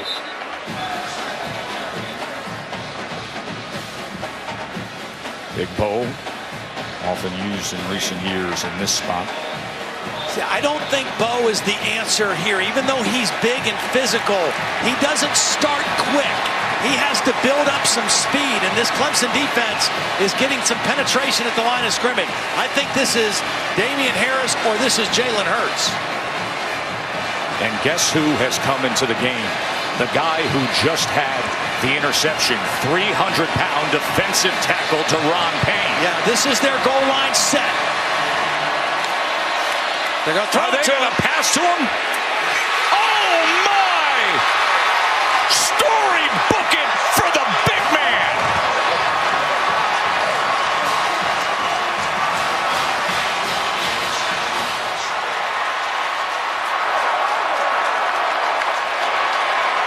The dream of all big men. We saw him do it in practice. Would they call it in the game? Beautiful call and timing. He got a little pick play. They ran a pick play with 2 defensive linemen. Quinnen Williams, number 92, was the picker, and Deron Payne was the touchdown maker. Wow. 2 defensive linemen who grew up in Birmingham, Alabama. Just shocked the world in the Sugar Bowl.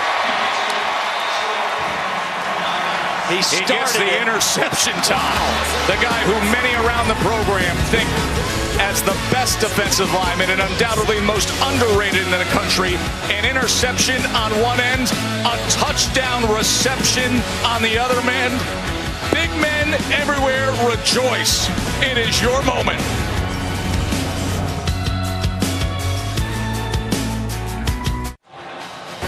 The All-State Sugar Bowl, brought to you by the all-new Accord from Honda, Gatorade Thirst Quencher, the proven sports fuel, and AT&T. College football playoff semifinal here at the All-State Sugar Bowl. And Clemson fans are feeling the pain. Deron Payne an interception, and then the touchdown reception. Started the drive and finished it in style. Caught that ball with his hands and tapped the toes inside the sidelines too. That was pretty.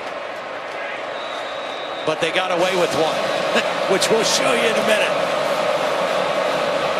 Their Feaster and Etienne. They could use a spark here. J.K. Scott kick away and the Tide have an 11-point lead. Etienne going to take it out and it'll be taken down. Coverage unit doing work.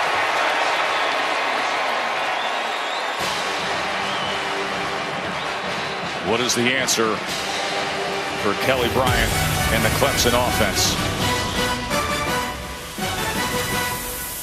Jalen Hurts to Deron Payne. Did you ever think we'd say that?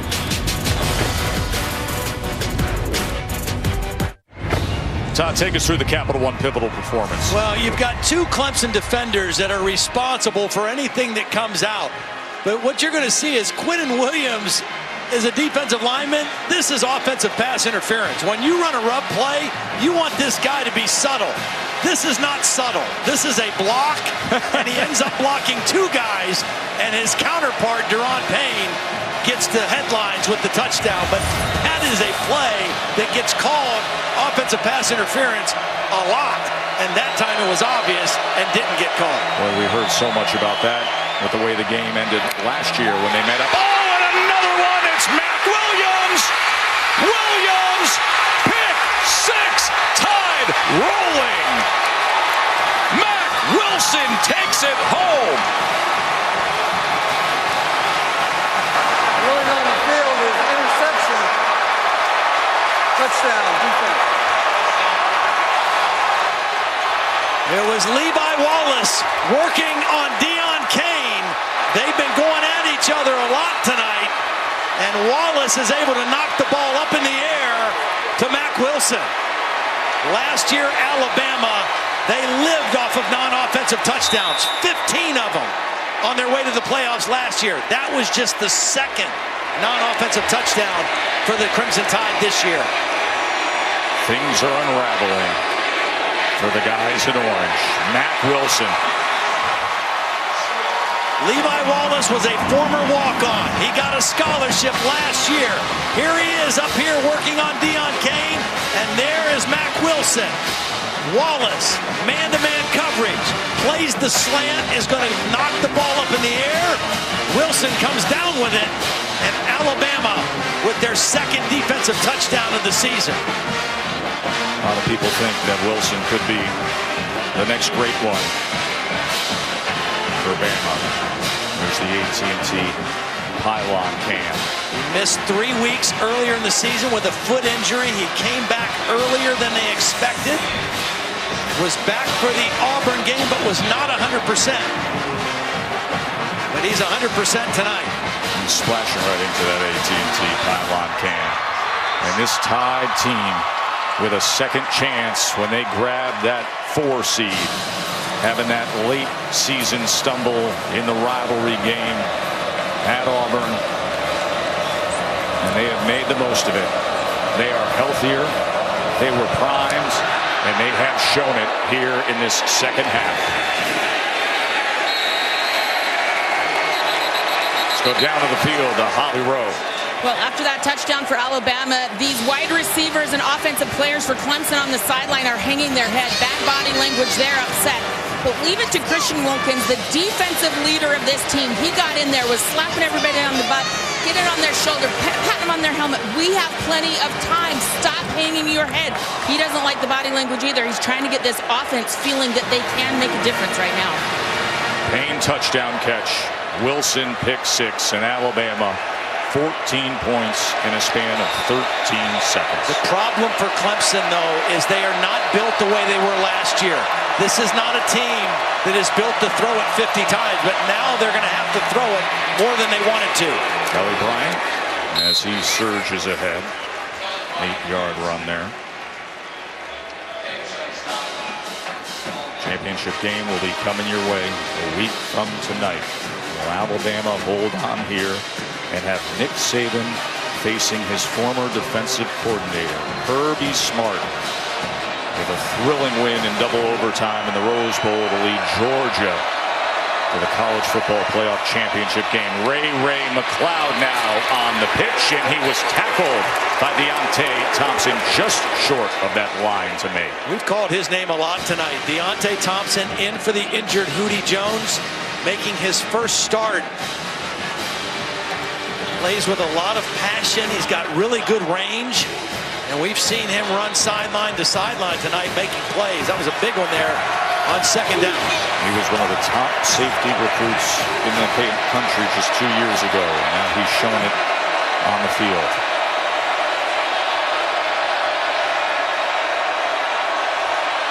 Third and 1, Bryant, and they'll have the first down. The good thing for Clemson, and I really like this, Tony Elliott and Jeff Scott, the co-offensive coordinators, after your quarterback threw the pick six, after the momentum swinging to Alabama, instead of having him throw right away, you come out and give him a quarterback run on first down, and then they convert it with a couple other runs and a new set of downs. Now they might open it up and throw the football a little bit. That was the fourth time that Bryant has rushed for a first down in a third down conversion situation. Deshaun Hand wrestling Bryant down to the ground. Well, this is not a good matchup for Clemson. They're trying to block a defensive end with a tight end.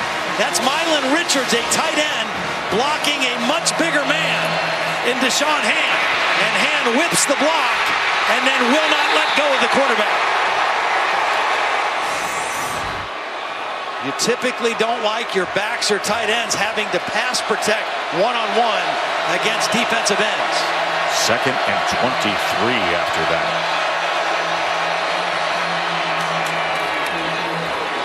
And into traffic, Mylan Richard, a nephew of the 1980 Heisman Trophy winner, Herschel Walker. Another third down and long. Clemson 5 of 11 on third down, the same as Alabama, but it just feels like Clemson has had so many more long yardage situations. There you see the average yards needed, almost 8 yards every time they've lined up on third down. Now a 3rd and 19. And once again he's sacked. Isaiah Buggs and the rest of them. And once again the freshman running back Travis Etienne looked confused on what he's supposed to do in pass protection.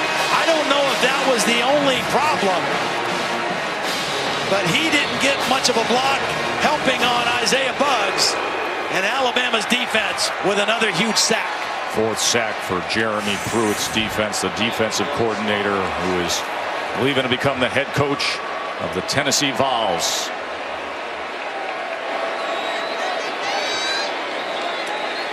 Third Saturday in October will be weird next year for him. Sure will. Maybe he brings a little something back to that great rivalry. As Tiggs with a decent punt return.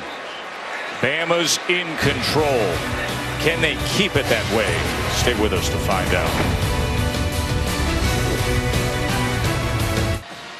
We mentioned Alabama defensive coordinator Jeremy Pruitt leaving for Tennessee. Nothing new to deal with for Nick Saban. Now the 4th time that the master teacher has had 4 of his best students no longer riding that Saban school bus prior to a bowl.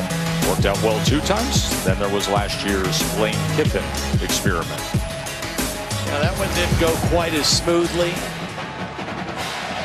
but Lane was an outstanding football coach and did a great job with the Alabama offense during his tenure here, and showed what a coach he is and what he's done in his new position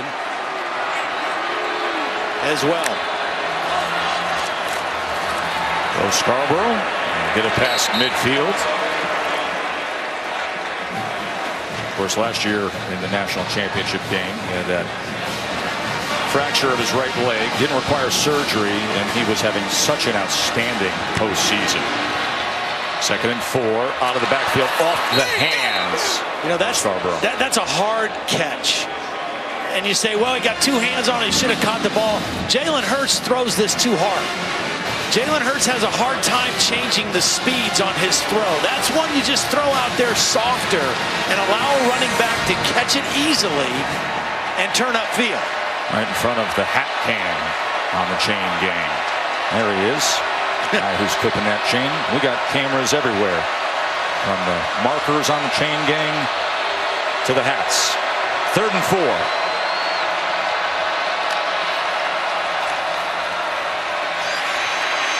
Hurts. So dangerous when he makes that decision, and often easily moving the chains because of it. Another first down for the Part of what makes him so dangerous is he's so powerful. You know, it's well documented how strong he is in the weight room. A weightlifting champion in high school. But watch the power in his lower body. Just runs right through Ryan Carter, the cornerback. That's a 220-pound running back tucking the ball and running in the second level of your defense. You know, a lot of quarterbacks that in high school threw the shot put. Here's one. And sliding for the ball was Robert Foster. Incomplete, they're saying. It hit the turf here in the Superdome. Yeah, this is not a very good throw. You know, we've seen Jalen miss a couple throws. This is excellent protection on the play action. And the ball just kind of dives on him. And again, is it catchable? Yes. But if you hit him in stride as he's running that crossing route, he might turn that ball upfield and get to the end zone. Just a little bit off on the throw by Jalen Hurts on that one.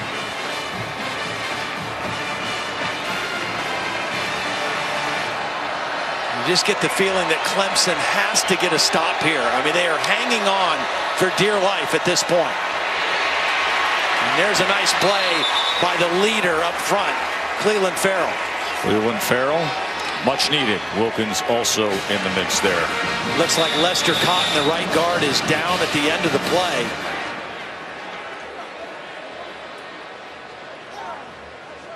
Medical staff quickly out to tend to Lester Cotton as J.C. Hasnauer comes right out. He has filled in. Backup who has gotten steady playing time. Yeah. Here he is right here, the right guard.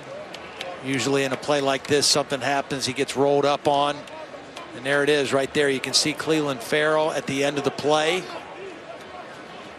Into the leg of Lester Cotton. The left guard, Ross Pierce-Baker, missed a couple games with an injury. Hasnauer filled in for him. Now he's going to have to come in for Lester Cotton. Take a quick break while they help out Lester Cotton.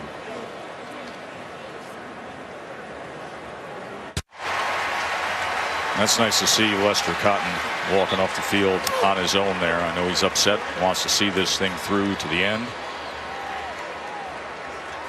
He got rolled up on at the end of that play. As Clelin Ferrell was getting after his quarterback, Jalen Hurts. You know, if you just happen to tune in here, you wonder how we got to this point. Alabama has been the better team, and they kind of have controlled the action, but the score was close. It was 10-6 a few moments ago. Clemson had the ball in Alabama territory. They were driving, they had momentum, and the big interception by Deron Payne. And all of a sudden that happened, led to a touchdown, a pick six, and now Alabama in firm control of the football game. 3rd and 13. Skalski comes on the blitz. Bryant getting after Hurts as well. And Christian Wilkins trying to chase him down, but tiptoeing the sideline for a moment. Was the overly athletic Jalen Hurts? He did step out, but great balance as he went even for 5 yards. Boy, credit this Clemson defense too. I mean, even though they're down and their offense has not helped them much, they are still playing. They're still getting after Jalen Hurts. They've held Alabama to 225 yards of offense. The problem is their offense has only gotten 99 yards. That is the end of the third quarter. Timeout. Those 13 seconds that could define this All-State Sugar Bowl. 14 points by the time were scored in that quick span. 24-6 as we head to the fourth quarter.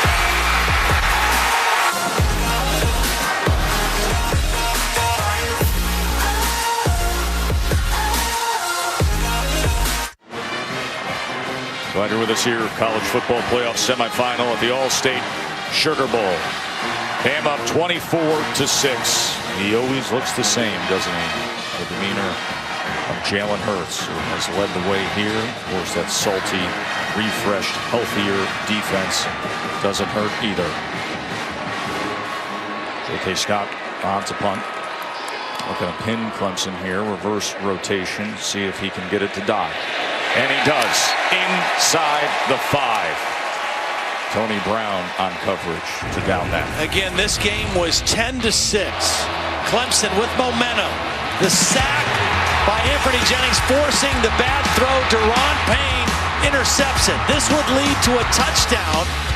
And then the next possession on first down, Levi Wallace.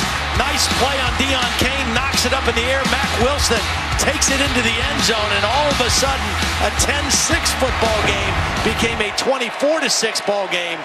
And Clemson has been playing uphill, it feels like, this entire football game. Also feels quite different than last year when there was a 10-point double-digit differential to start the fourth quarter, doesn't it, Todd? Ryan gets it to the outside to Cain. Ollie? You guys, for Clemson to get going, they're without one of their major wrinkles they were putting in for this game. Todd, you talked about it, the 10 personnel where they could put Hunter Renfrow and Deon Cain side by side and get some of this pressure off them. But without T. Higgins that was going to be in there as the threat on the other side, he's on the sideline in crutches. They are now missing that wrinkle. Wish they had it. Yeah, they wanted no tight end and Higgins in there. Especially now when they want to throw the ball a lot. Bryant gets it to Hunter Renfrow. Of course, had a game-winning touchdown with a second left last year. So with Higgins out, that means Travion Thompson, #1, who's coming out right now, will be playing a lot more here in the fourth quarter. Interesting that Renfrow's first catch doesn't come until the fourth quarter here. 2nd and 2. Pitch and bulldozing ahead that time was Joyce. Levi Wallace took it straight on. You know, Alabama has recruited a lot of 5-star type talents in their defensive secondary. They put a lot of guys in the NFL. Levi Wallace was not one of those guys. He was a walk-on, got a scholarship last year, but has developed and blossomed in Nick Saban's program, and he has played a heck of a ball game tonight. Here's 3rd and 1 as they motion back to a stacked backfield. And met right at the line of scrimmage was Joyce. That was Quinnen Williams and Rashaan Evans getting to him. We talked about this Alabama defensive front. They're different than the Clemson front. They try to control the line of scrimmage. It's more of a 2-gap type philosophy. They're really good using their hands to control blockers. Rolling on the field as the runner made the line to gain. However, the play is under further review.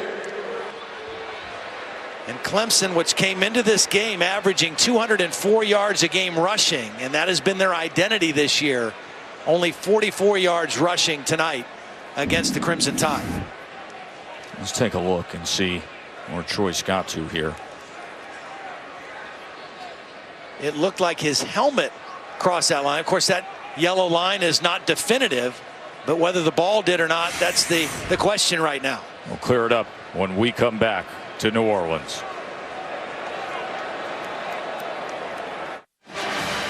Pac-12 crew here in New Orleans said it was indeed a first down.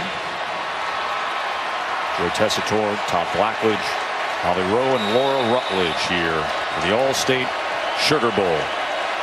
As Alabama's trying to hold on and get a date with the Dogs for the title. Ray McLeod now matched up on Levi Wallace.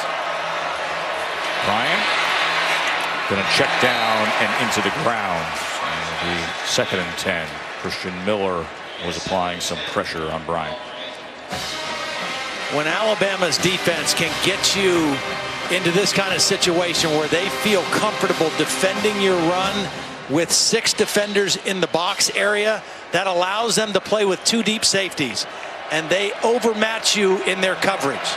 And that's where they're at right now. They feel very comfortable that they can defend the run and still have 2 safeties back in pass defense.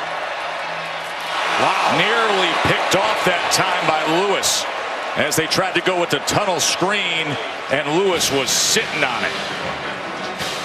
Terrell Lewis, one of 2 linebackers that were injured in the Florida State game in week 1 that just now are back to full strength. And that time, Lewis almost came up with the 3rd interception of the ball game for Alabama.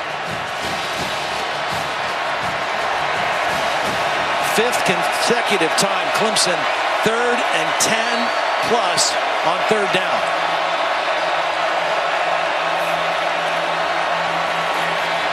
Hand coming straight up the middle on Bryant. And as we said, it's a much different feeling in this year's 4th quarter trying to dig out of the hole than last year's when Deshaun Watson was the triple. Well, again, part of it is the number of plays, and everything builds up to that. Alabama's been better on 1st down. They've been better on 2nd down. They've forced more 3rd and longs. So Clemson has not been able to stay on the field the way they did with Deshaun Watson the last 2 years. Last year, Clemson ran 99 offensive plays, and they're at 49 right now with 13 minutes left in the game. Those last 9 or 10 plays with that Tide defense getting worn down that really define things.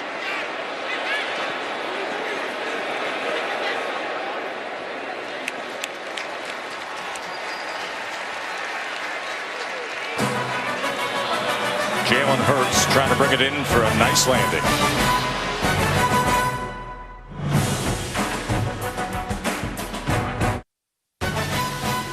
The All-State Sugar Bowl, brought to you by Allstate, official protector of college football fans. Taco Bell, official partner of the student section. Sometimes you gotta live Moss. Nissan, premier partner of the Heisman Trophy. And IBM, you powered by data, knowledge, insight. That's you to the power of IBM. Big Al had a lot to be happy about in that 3rd quarter. Our AT&T Pylon Cam offering up some of the looks of tonight's All-State Sugar Bowl. Ron Payne had the touchdown catch, and then Mac Wilson, the 18-yard interception return. And that has opened things up for Alabama. Let's go down to the field to Laura. Joe, Damian Harris is finally back in the game. We haven't seen him for quite some time. He's completely fine, but has spent a lot of time on the bike on the sideline trying to stay fresh. When you've got this many talented running backs like the Tide have, it's hard to keep that rotation fresh when they can't get game reps. And Todd, you would say it's a good problem to have, but it's also something they have to manage. Yeah, it is. And those guys have to manage it. Not just the coaches. The players have to manage that you've got to stay fresh and ready when your number's called. Harris slipped that time, so it'll be a loss of 5. I think all the backs that have been in the game have made productive plays. Bo Scarborough's made some nice plays for him. Najee Harris has been in for a few plays, and even Josh Jacobs. They've played 4 guys tonight, and they have all contributed in a positive way to the Alabama offense.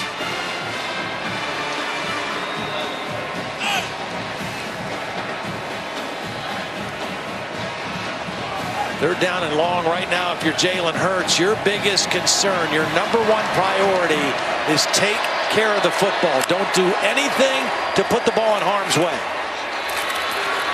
Smith tried to keep his footing. Devontae Smith, good-looking true freshman. Remind you that wild card weekend begins Saturday at 4:20 Eastern. Going to have the AFC matchup, Titans and the Chiefs. That comes your way from Arrowhead on ESPN and ABC.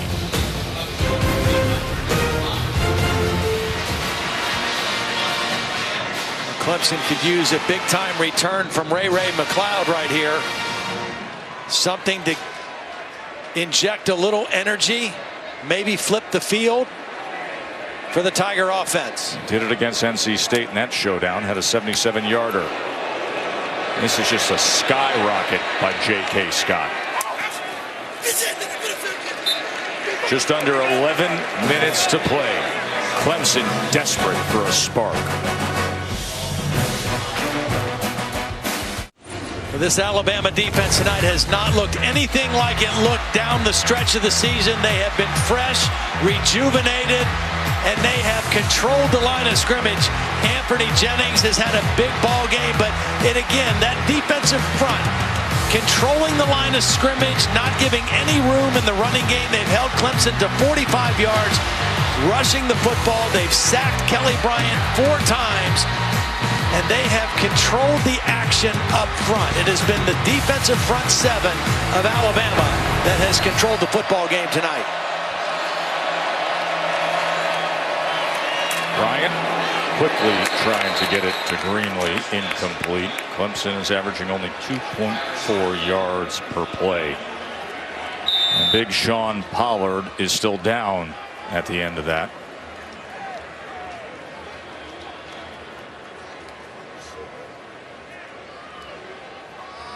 Pollard, the sophomore, played a big role last year as a freshman in the title game against Bama. A great young man who serves his community. Started a pediatric cancer foundation. Had the young patients come to Clemson to shave his teammates' heads. See what happened to him here. Hard to tell. He was just going on a cut block.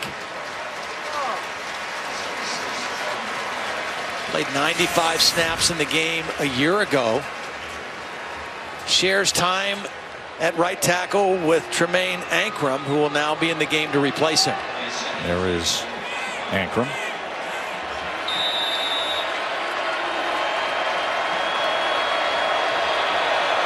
C.J. Fuller in the backfield with Kelly Bryant.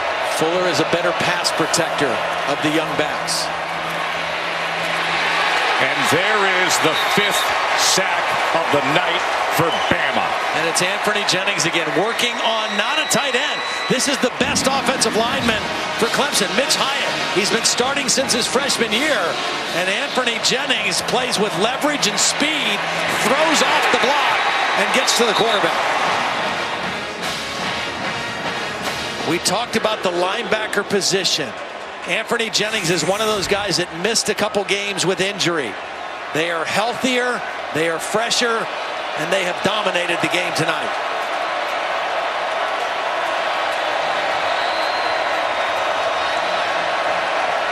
Third and 17. And nearly Wilson with another one. He had the pick 6 earlier, and that time Mac Wilson couldn't haul it in. Heavy pressure on Kelly Bryant. He has to throw this one under duress. Isaiah Buggs right in the pocket, and he threw it right to Wilson. And Mac Wilson just not able to catch that one. Now the defense did their damage. Yet another sack. 5 sacks allowed is a season high for that Clemson offensive line. I'm sure right now for Kelly Bryant it must look like there's about 14 Alabama defenders on every play. 7th punt for Spires tonight. Fair catch at the 41. Closing in on an all-SEC national championship game.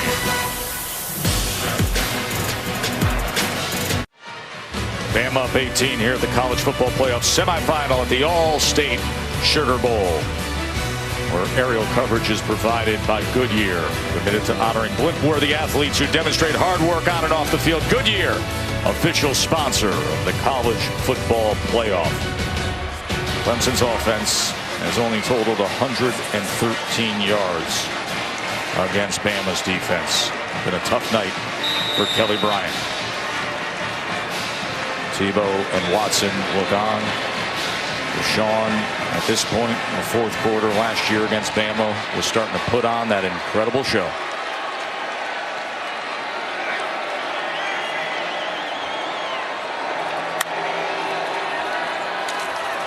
I have a feeling this might be the last possession we see for Jalen Hurts as well. Laura, what can you tell us about Lester Cotton? Well, yeah, Joe, he left with a right knee injury, was taken directly into the locker room where he did walk on his own power. Of course, we saw him walk off the field that way as well, but will not return to this game. Of course, the quick turn to playing next Monday if they hold on here for the college football playoff national championship game.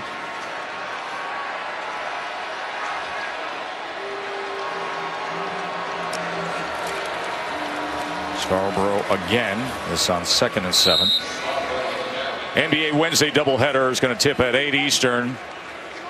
as the Cavs go up against the Celtics. Then at 10:30 Eastern, Russ, Carmelo, Paul George, the Thunder against Lonzo and the Lakers.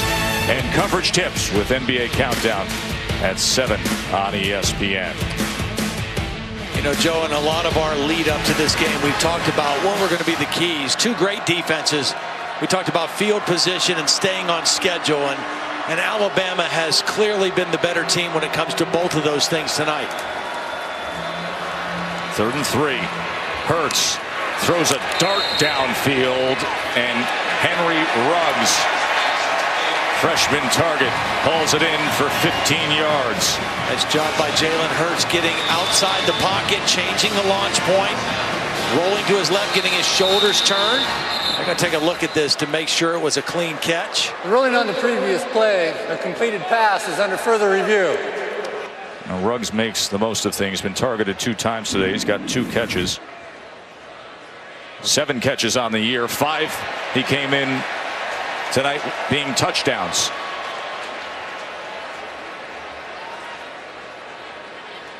Got those hands underneath and between the ball and the turf. Talk about being efficient. Came in with 7 catches on the year and 5 were touchdowns. And long ones. I mean, big plays for touchdowns. Leads the team in yards per catch at 25 yards a reception.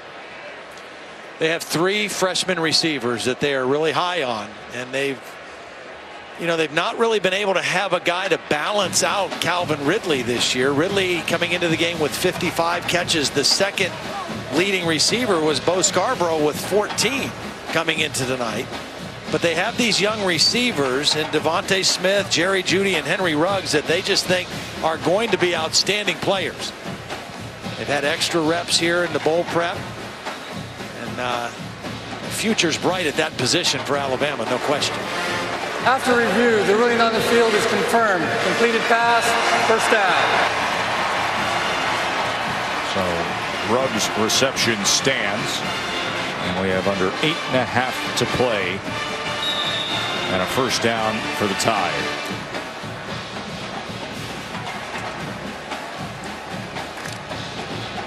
Alabama going to use as much clock as they can at this point in the ball game and still maintain their aggressiveness on offense. Stacked up that time with Scarborough. Christian Wilkins on the tackle. We have not called his name enough. Nick Saban holds on here. He could be chasing history again. Bear claimed 6 national championships. Saban with 5. Of course, 4 at Alabama, 1 at LSU. And was just a second away last January from tying the Bear. The amazing thing, as great as his numbers have been and his success unprecedented at Alabama, he has not fared very well in Sugar Bowl games as the Alabama head coach. This would be his first win in 4 tries. Bryant chasing Hurts.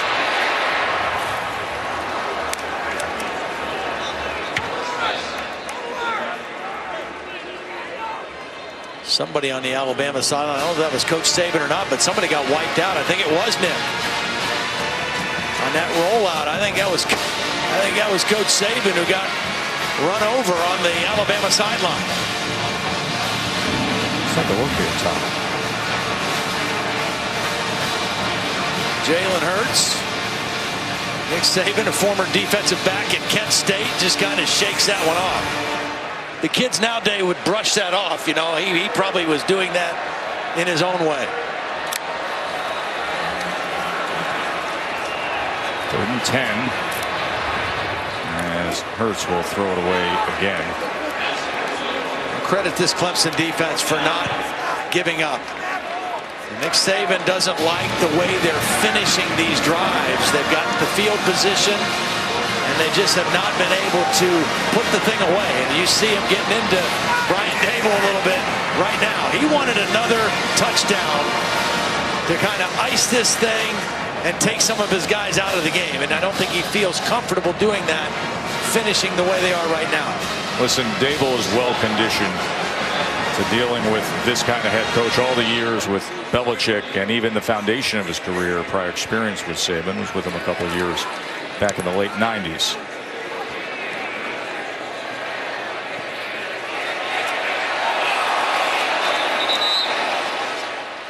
Just over 7 minutes to go here in New Orleans.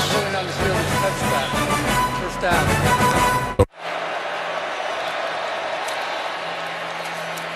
First down run by Kelly Bryant. So he goes ahead for 4. Now the tough task of replacing Deshaun Watson, and yet came in today having set the Clemson record for most wins as a first-year starting quarterback. Was the MVP of the ACC championship game, but facing his toughest challenge tonight, this refreshed Bama defense, as Hunter Renfrow will have it for what should be a first down. Only his second reception of the ball game. Again, the last 2 years, he has really been a thorn in the side of Alabama. 17 catches, 180 yards, and 4 touchdowns. They have held him completely in check tonight.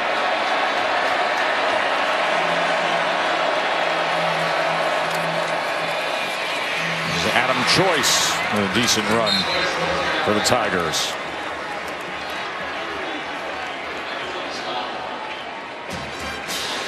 Clemson just has not been able to manufacture any real big plays. Very few plays beyond 10 yards for this offense tonight.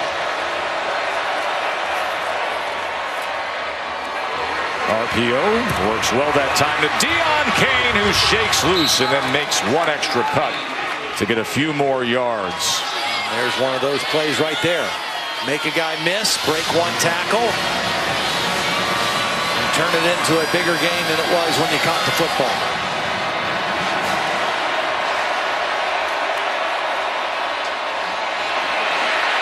Jennings was getting after Kelly Bryant that time. There's no intentional grounding. The quarterback was outside the pocket, and the pass crossed the line of scrimmage. Second down. Anthony Jennings has the kind of physique and build that reminds some people of Courtney Upshaw, 6'3", 262-pound redshirt sophomore. And he has had a heck of a football game tonight. Big, fast, strong, and disruptive.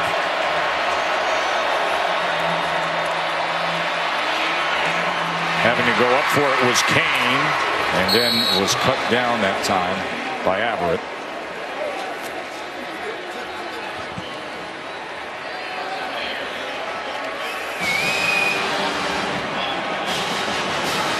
See the numbers on Bryant. This is another thing that Clemson wanted to do tonight, is put Hunter Renfrow and Deion Kane on the same side of the field into the boundary. That's where they are. That was a big part of what they wanted to do tonight, but they haven't had many opportunities to take advantage of it in the ball game tonight. 3rd and 3. And Renfrow, as they are wont to do, was the target on 3rd down. See, when it's 3rd and 3 to 5, he becomes a really valuable receiver because he's quick, he knows how to work in space, and he has great hands. When you get 3rd down and 10 or more, he becomes less of a factor in your 3rd down pass offense. 31 career catches now for first downs, converting 3rd downs.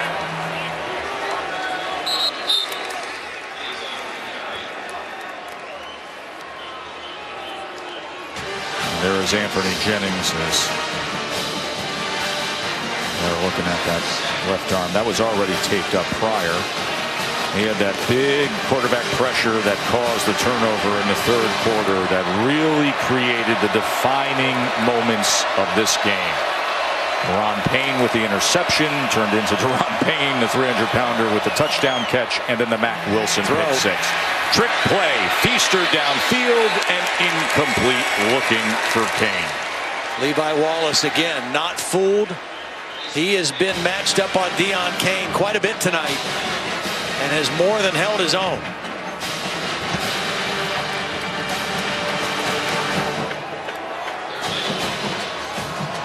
So our down marker with the camera on it, stationed right in the midst of the defensive substitution. 10th play of this Clemson drive. 3rd and 7.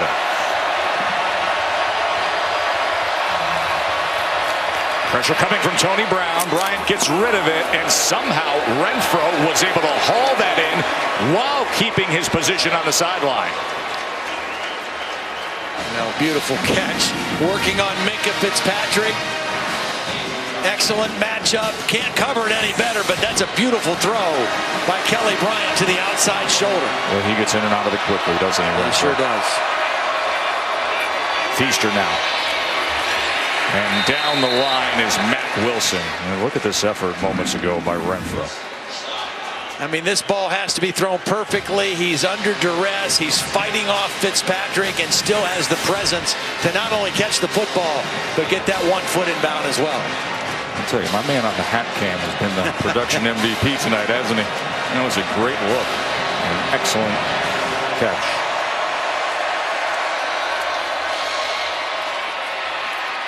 Straight up and spinning ahead towards the 11 that time was Feaster.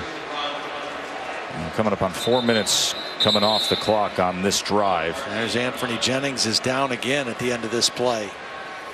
We've already seen Lester Cotton, a starting offensive lineman, come back out in street clothes and a brace on his leg. It's the last thing that Alabama wants is to get thinner at linebacker. Of course, Sean Dion Hamilton is out for the season injured. Dylan Moses injured his foot in practice in mid-December. Keith Holcomb has been working his way back from a pulled hamstring. And now Anthony Jennings, who has played so well tonight, is down here in the final 3 minutes of this All-State Sugar Bowl.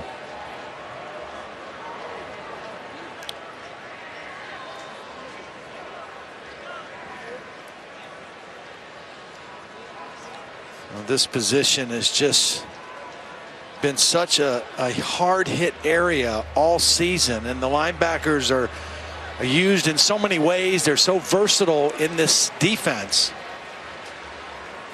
Anthony Jennings has had a heck of a ball game tonight, and you just hope that he's going to be okay and be able to continue to play on if Alabama advances to the championship game next week. Todd, I get the sense this didn't surprise you tonight. It didn't, because I just knew that Alabama was still one of the 4 best teams in college football. There was so much talk at the end of the year and when the committee was making their decision that maybe they didn't deserve it. Yes, they limped down the stretch, but it was because of injuries more than anything. And they didn't play well against Auburn, and they're the first to admit that. But they're fresh tonight. They're rested, they're healthy, and they've proven that they're one of the 4 best teams in college football and have made a dominant statement tonight against the #1 team in the country.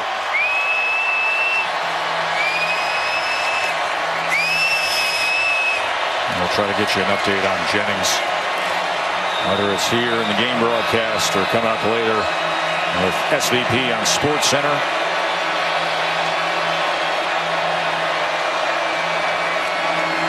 Third and 4. That was low and incomplete. Yeah, I think it bounced off the turf. I would say the only thing that would be really concerning for Alabama right now, as you take a look at this replay, the hands tried to get under, but it bounced up to Hunter Renfro, is that last injury to Anthony Jennings.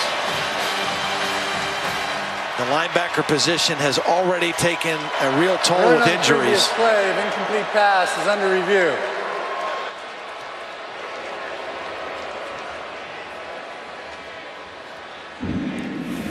It just looked like this ball bounced up off the ground to Hunter Renfro. He did get his hands down, but watch the ball. I don't know. That's pretty good. Maybe it was off his hands. Maybe he did. Hey, he has the best hands on the team. There's no question. Did he get his hands all the way under the ball? Let's bring in our rules expert, Bill Lamagna. Billy, what do you see? You know, the first reaction was that had to bounce up off the ground. Yeah, it looked like it. But on that views we've had here, that bounced up off his hands. Yeah. I expect replay to reverse this to a catch. Now, the thing that'll happen with that when they give it the catch is they're going to start the game clock again. 2.5 minutes to play here. Yes. Guy is such a good football player. He really so much is. fun to watch.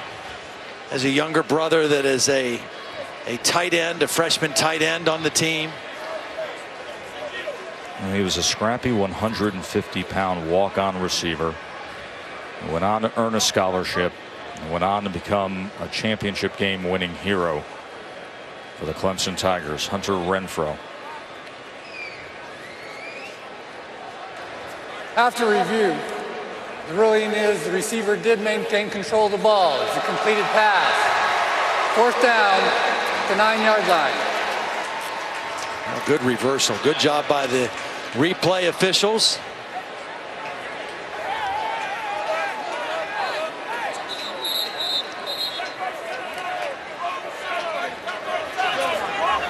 And the third down reception on this drive for Renfrow. That is his specialty. There's a catch on 3rd down, but not enough for the 1st down. 4th and very short now for Clemson. There is Jennings. Can be critical to get an update on his availability, assuming they hold on here for next week in the championship game against Georgia. Timeout. Clemson, the first of the half. Be 30 seconds in length. College football playoff national championship weekend in Atlanta. Going to be the place to be, whether your favorite team is playing or not. And you can learn about all the events and festivities planned for Championship Campus at collegefootballplayoff.com. Won't want to miss out on the biggest weekend in college football.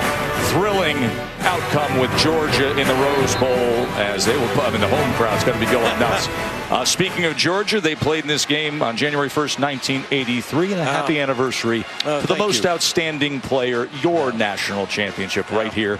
35 years ago today. Long time ago. Yeah, a lot of good memories in this building. It was a fun game, and you know, it's funny because every time I see Hunter Renfrow, it reminds me of one of our receivers, Greg Garrity, who made the game-winning catch in that ball game. Very similar kind of player. Well, here's 4th and 1 now. Bryant, can he get there? Yes. So it'll be 1st and goal for Clemson. Georgia looking to end a 36-year national title drought. Of course, won the title in 1980. Laura. Joe, Anthony Jennings officially out according to Alabama athletic trainers. It's a left knee injury, and they're going to reevaluate more as soon as this game is over, but he could barely get himself even to the bench after coming out of the medical tent. Yeah, that would be a concerning injury because he has been a huge factor for the defense tonight. Looking for the fade here. As Kane was trying to get free. Ronnie Harrison is still discussing it with him. You know, one of the reasons they were able to get some of these linebackers back is because they had so much time off after the Iron Bowl. They weren't in the SEC championship game, and it was a month before they played here. Not so heading to the championship game. You're looking at a very quick turnaround, a normal game week turnaround. And whether or not that's enough time to get Anthony Jennings back or not, that'll be a big question. 2nd and goal now. 2 minutes to play.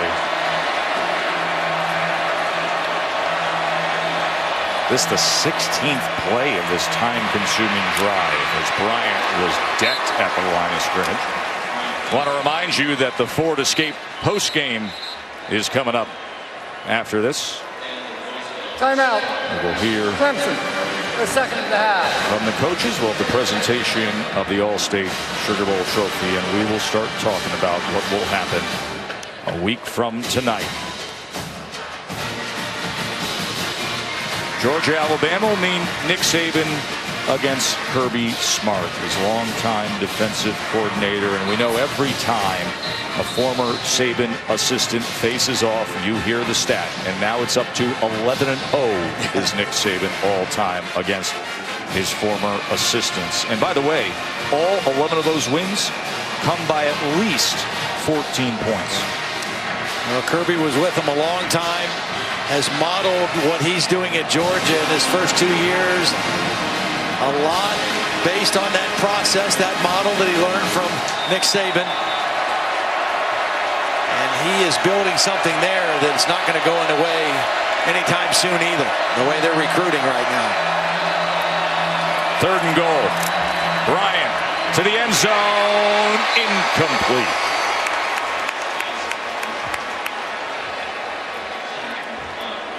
Alabama's defense very much wants to keep Clemson out of the end zone. Dabo wants a touchdown to build with his team as much as anything. That's why he called timeout. And it's coming down to this play on 4th and goal.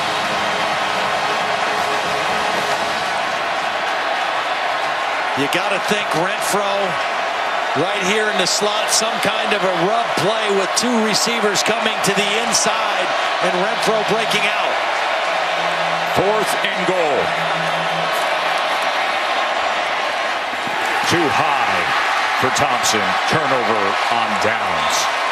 And the Tide is going to be headed to play for it all. That big block C on the hat of Dabo Swinney. Says going to change hats. A little superstition. It was 25 years ago that Dabo was on this field with the script A. And he swiped the game ball, the Sugar Bowl, from a Bama manager to celebrate. Won a national title as a player. And then a year ago won a national title as a coach. But now it's the coach on the other side who will be playing for history. Chasing Bear Bryant. Saban's got 5. The Bear with 6 national titles. He's going for 5 in 9 seasons, right? He is. That's pretty amazing. In today's world of college football, that kind of run. Todd, that would be the shortest span needed to win 5 titles in the Poll era. 16 seasons by Alabama from 64 to 79 under Bear Bryant. But if Alabama does it, their 5th national title in the last 9 seasons.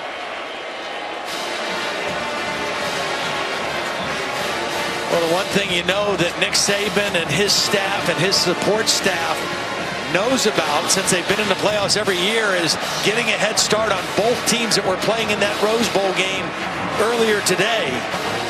And Kirby Smart, even though he's not been in this position as a head coach, was there as an assistant. I'm sure they did the same thing. And they have studied up extremely well on both Clemson and Alabama. 2 teams will be very well prepared next Monday. Harris looking to close this thing out in style here, as this will be the 2nd national championship game to feature 2 teams from the same conference since a title game was introduced in '98. Of course, Bama topped LSU in that rematch game in 2011. And now it'll be Kirby and Nick, former defensive coordinator against the big boss. Stylistically, you know what you're going to get. That Georgia run game, that Bama run game, the great backers, and a whole lot of SEC ball coming right in Atlanta. We talked about both defenses being great in this ball game. Clemson held Alabama to 258 yards, but Alabama was even better. 188 yards of total offense for the Clemson Tigers, and Alabama gets the win. 24-6. Clemson held to 188 total yards by that refreshed Bama defense. Kelly Bryant just 124 yards passing through 2 interceptions. Time for some fried chicken and some pig feet. That's what he says his favorites are. Time now for our AT&T Field Pass. Here's Laura. Thank you, Joe. Coach, this team put their destiny in others' hands at the end of the regular season, but were given another chance. How did they take advantage of that opportunity tonight? Well, I think what we wanted to do is reestablish our identity. I thought we lost it in the last game of the season, and the guys overcame hard. They played hard in the game. We were physical. So I'm really proud of our team in terms of what they were able to do here today. So, we got a lot of things that we can get better at, but just a great team win for us. Deron Payne with an interception and then a touchdown reception on the other end. What can you say about his performance? Well, he's played well for us all year long, and he's a great athlete for a big guy. So he got a chance to make some plays today. Now an all-SEC national championship, and you'll face off against your former assistant, Kirby Smart. Your thoughts? Well, you know, I'm proud of the job that Kirby's done there, and they got a great football team. So, you know, it'll be a challenging game for us, and, you know, we'll enjoy this for a little bit, but then we got to get ready for that one pretty quick. Coach, I got to ask if you're okay, because we did see Jalen Hurts run into you and knock you down on the sideline. Everything good? I'm good. I'm really good. All right, thank you. They don't make them like they used to. Joe. Says Nick Saban, the 66-year-old coaching legend who had his starting quarterback run into him. But you know what? It's all smiles after a win. Holly. Well, Coach is walking through right here, but it is a 4-point game. Clemson has the momentum, and you get that pick. Yes, ma'am. What did you see on that play that allowed you to get that? I was just reading my keys, and I seen Anthony Jennings rushing that edge real good, and I seen the ball come out, and I just caught it and tried to go as far as I can. So then they call your number on offense at the goal line, and you've had that package in before, but at what point did you know they were going to actually throw it to you? We've been running it for a minute now, but I didn't think they were going to do it this early. But I'm so happy they did it, and I'm blessed, and just thankful for the opportunity. How many touchdown passes do you have in your career that you've caught? I caught one in high school, and then this one, so that'll be my second one. How good are those hands? Yeah, they excellent. They should put me at wide receiver. Okay, I think we'll see more of it. Winning this game, you already have the paper in your hand that says sweet revenge. What was this like to put all those questions to rest about were you good enough still? Me and my teammates, we did a lot of hard work coming up here, and we just wanted to prove all the doubters and the naysayers that we are a really dominant team and we haven't lost anything. Georgia, Alabama, what does that sound like for a national championship? That sounds good. 2 SEC teams going at it. I'm ready to get after it. Thank you so much. You're welcome. Joe? Deron Payne says, hey, Coach William Smith back at Shades Valley High School once let me catch and score a touchdown. And then Saban did it tonight, and that was the moment that sparked things. He had the interception, he had the touchdown, and now we have this. Georgia and Alabama for the College Football Playoff National Championship. More to come from the All-State Sugar Bowl after 2018 this. Ford Escape Postgame is brought to you by Ford, going further so you can.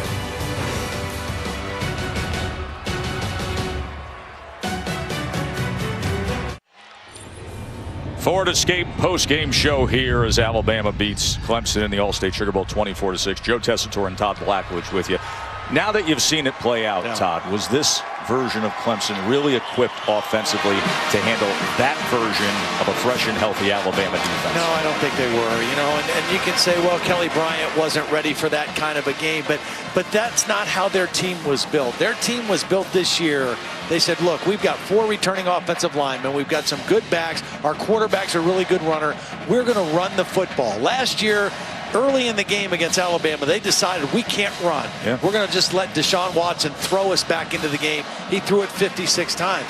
They thought they could run the ball this year against Alabama with more success, and when that got taken away, they were not ready or able to throw themselves back into the football game. Alabama's defense proved that they are one of the best, if not the best defense in college football again tonight. Even with the great Deshaun Watson last year, it came down to a miracle at the end with a second to go. Much more to come here in the Ford Escape postgame when we come back to the Big Easy in the All-State Sugar Bowl. Stay with us, folks. The 2018 Ford Escape postgame is brought to you by Ford, going further so you can.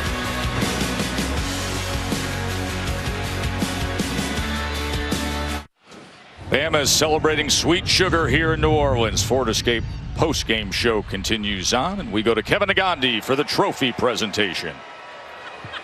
Joe, thank you very much. Want to say Happy New Year, and what a way to start 2018, Alabama.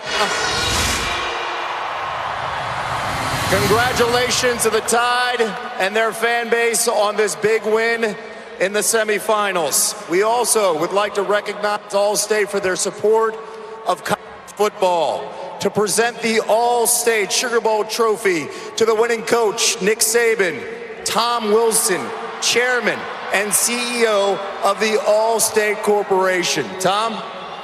Well, on behalf of the All-State Sugar Bowl and College Football Playoff, congratulations to both teams for outstanding seasons, which show us why we love college football. But tonight, Coach Saban, you and the Alabama team showed us why, on behalf of the college semi-playoff, you deserve this trophy. You earned it yard by yard, inch by inch. What a great game. Congratulations.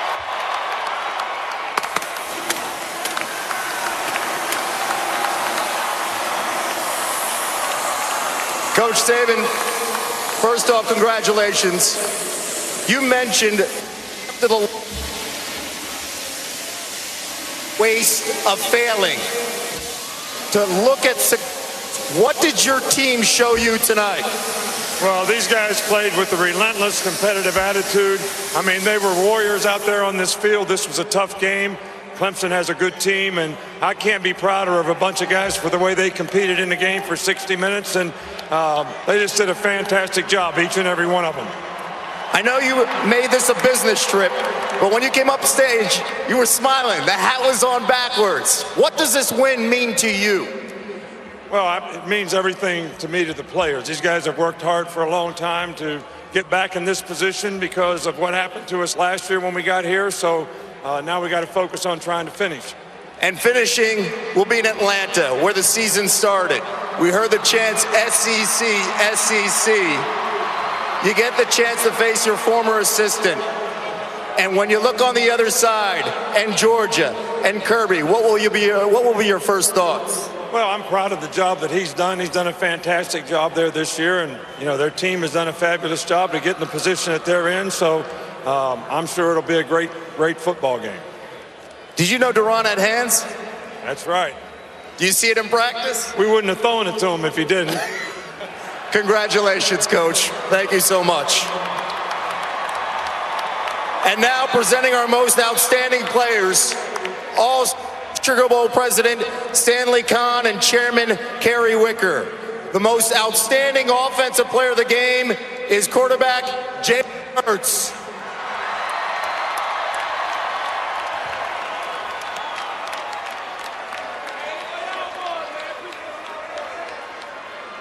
Jalen, much was made about the screensaver. That loss to Clemson a year ago and the screensaver of them celebrating. Are you ready to change that screensaver? I think I can change it now. What does this mean to you, winning here, winning on this stage, and beating Clemson for the chance to play for the national championship? It's not about me. It's about these guys we go to work with every day. I give all the credit to them. They do a great job, and we do a great job playing team football, playing Alabama football. What do you think of Duron's hands? Calvin might want to watch out. Did you hear that, Calvin Ridley? You better watch out. Jalen, thank you so much. And the most outstanding defensive player of the game, it's Duron Bay.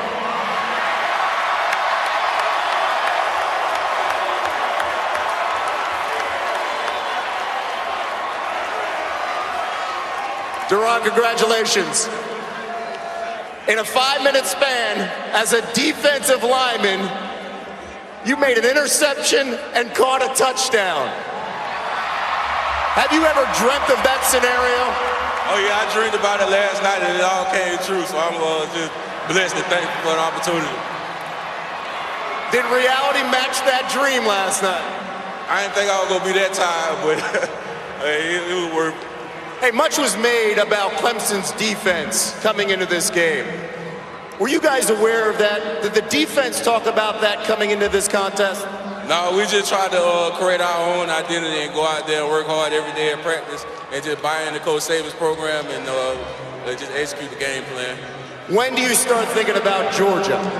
Soon we get back home. So you're going to celebrate tonight? Yeah, for a little second. When you caught that touchdown pass, I hear that's the second one in your career.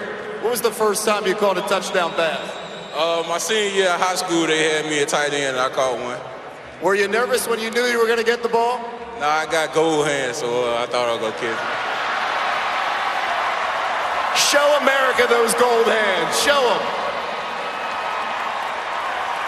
Next up, Atlanta, and the chance to face Georgia on Monday night on ESPN, the national championship. Guys, thank you very much. Congratulations, Alabama. Joe. And Coach said, sort of lost our identity at one point towards the end of the season. Well, consider the identity reestablished, Coach Saban. Confetti in their hair as they celebrate in New Orleans. Alabama wins the All-State Sugar Bowl. Greg Sankey's dream. The commission's going to have 2 SEC teams playing for it all. Deron Payne, the star, the interception and the touchdown catch. He says it was his dream last night. I didn't think I'd be that tired, but it was worth it, said the big guy. Was it ever? What a night for the 300-pounder from Birmingham. Bama takes care of business against Clemson. Next Monday, it's the College Football Playoff National Championship presented by AT&T. It'll be Georgia and Alabama at 8 o'clock right here on ESPN. What a day it was in the sport. From the thrilling Rose Bowl to Bama getting back to being the mighty Tide. Time now to send it to Scott Van Pelt on SportsCenter. So long from New Orleans.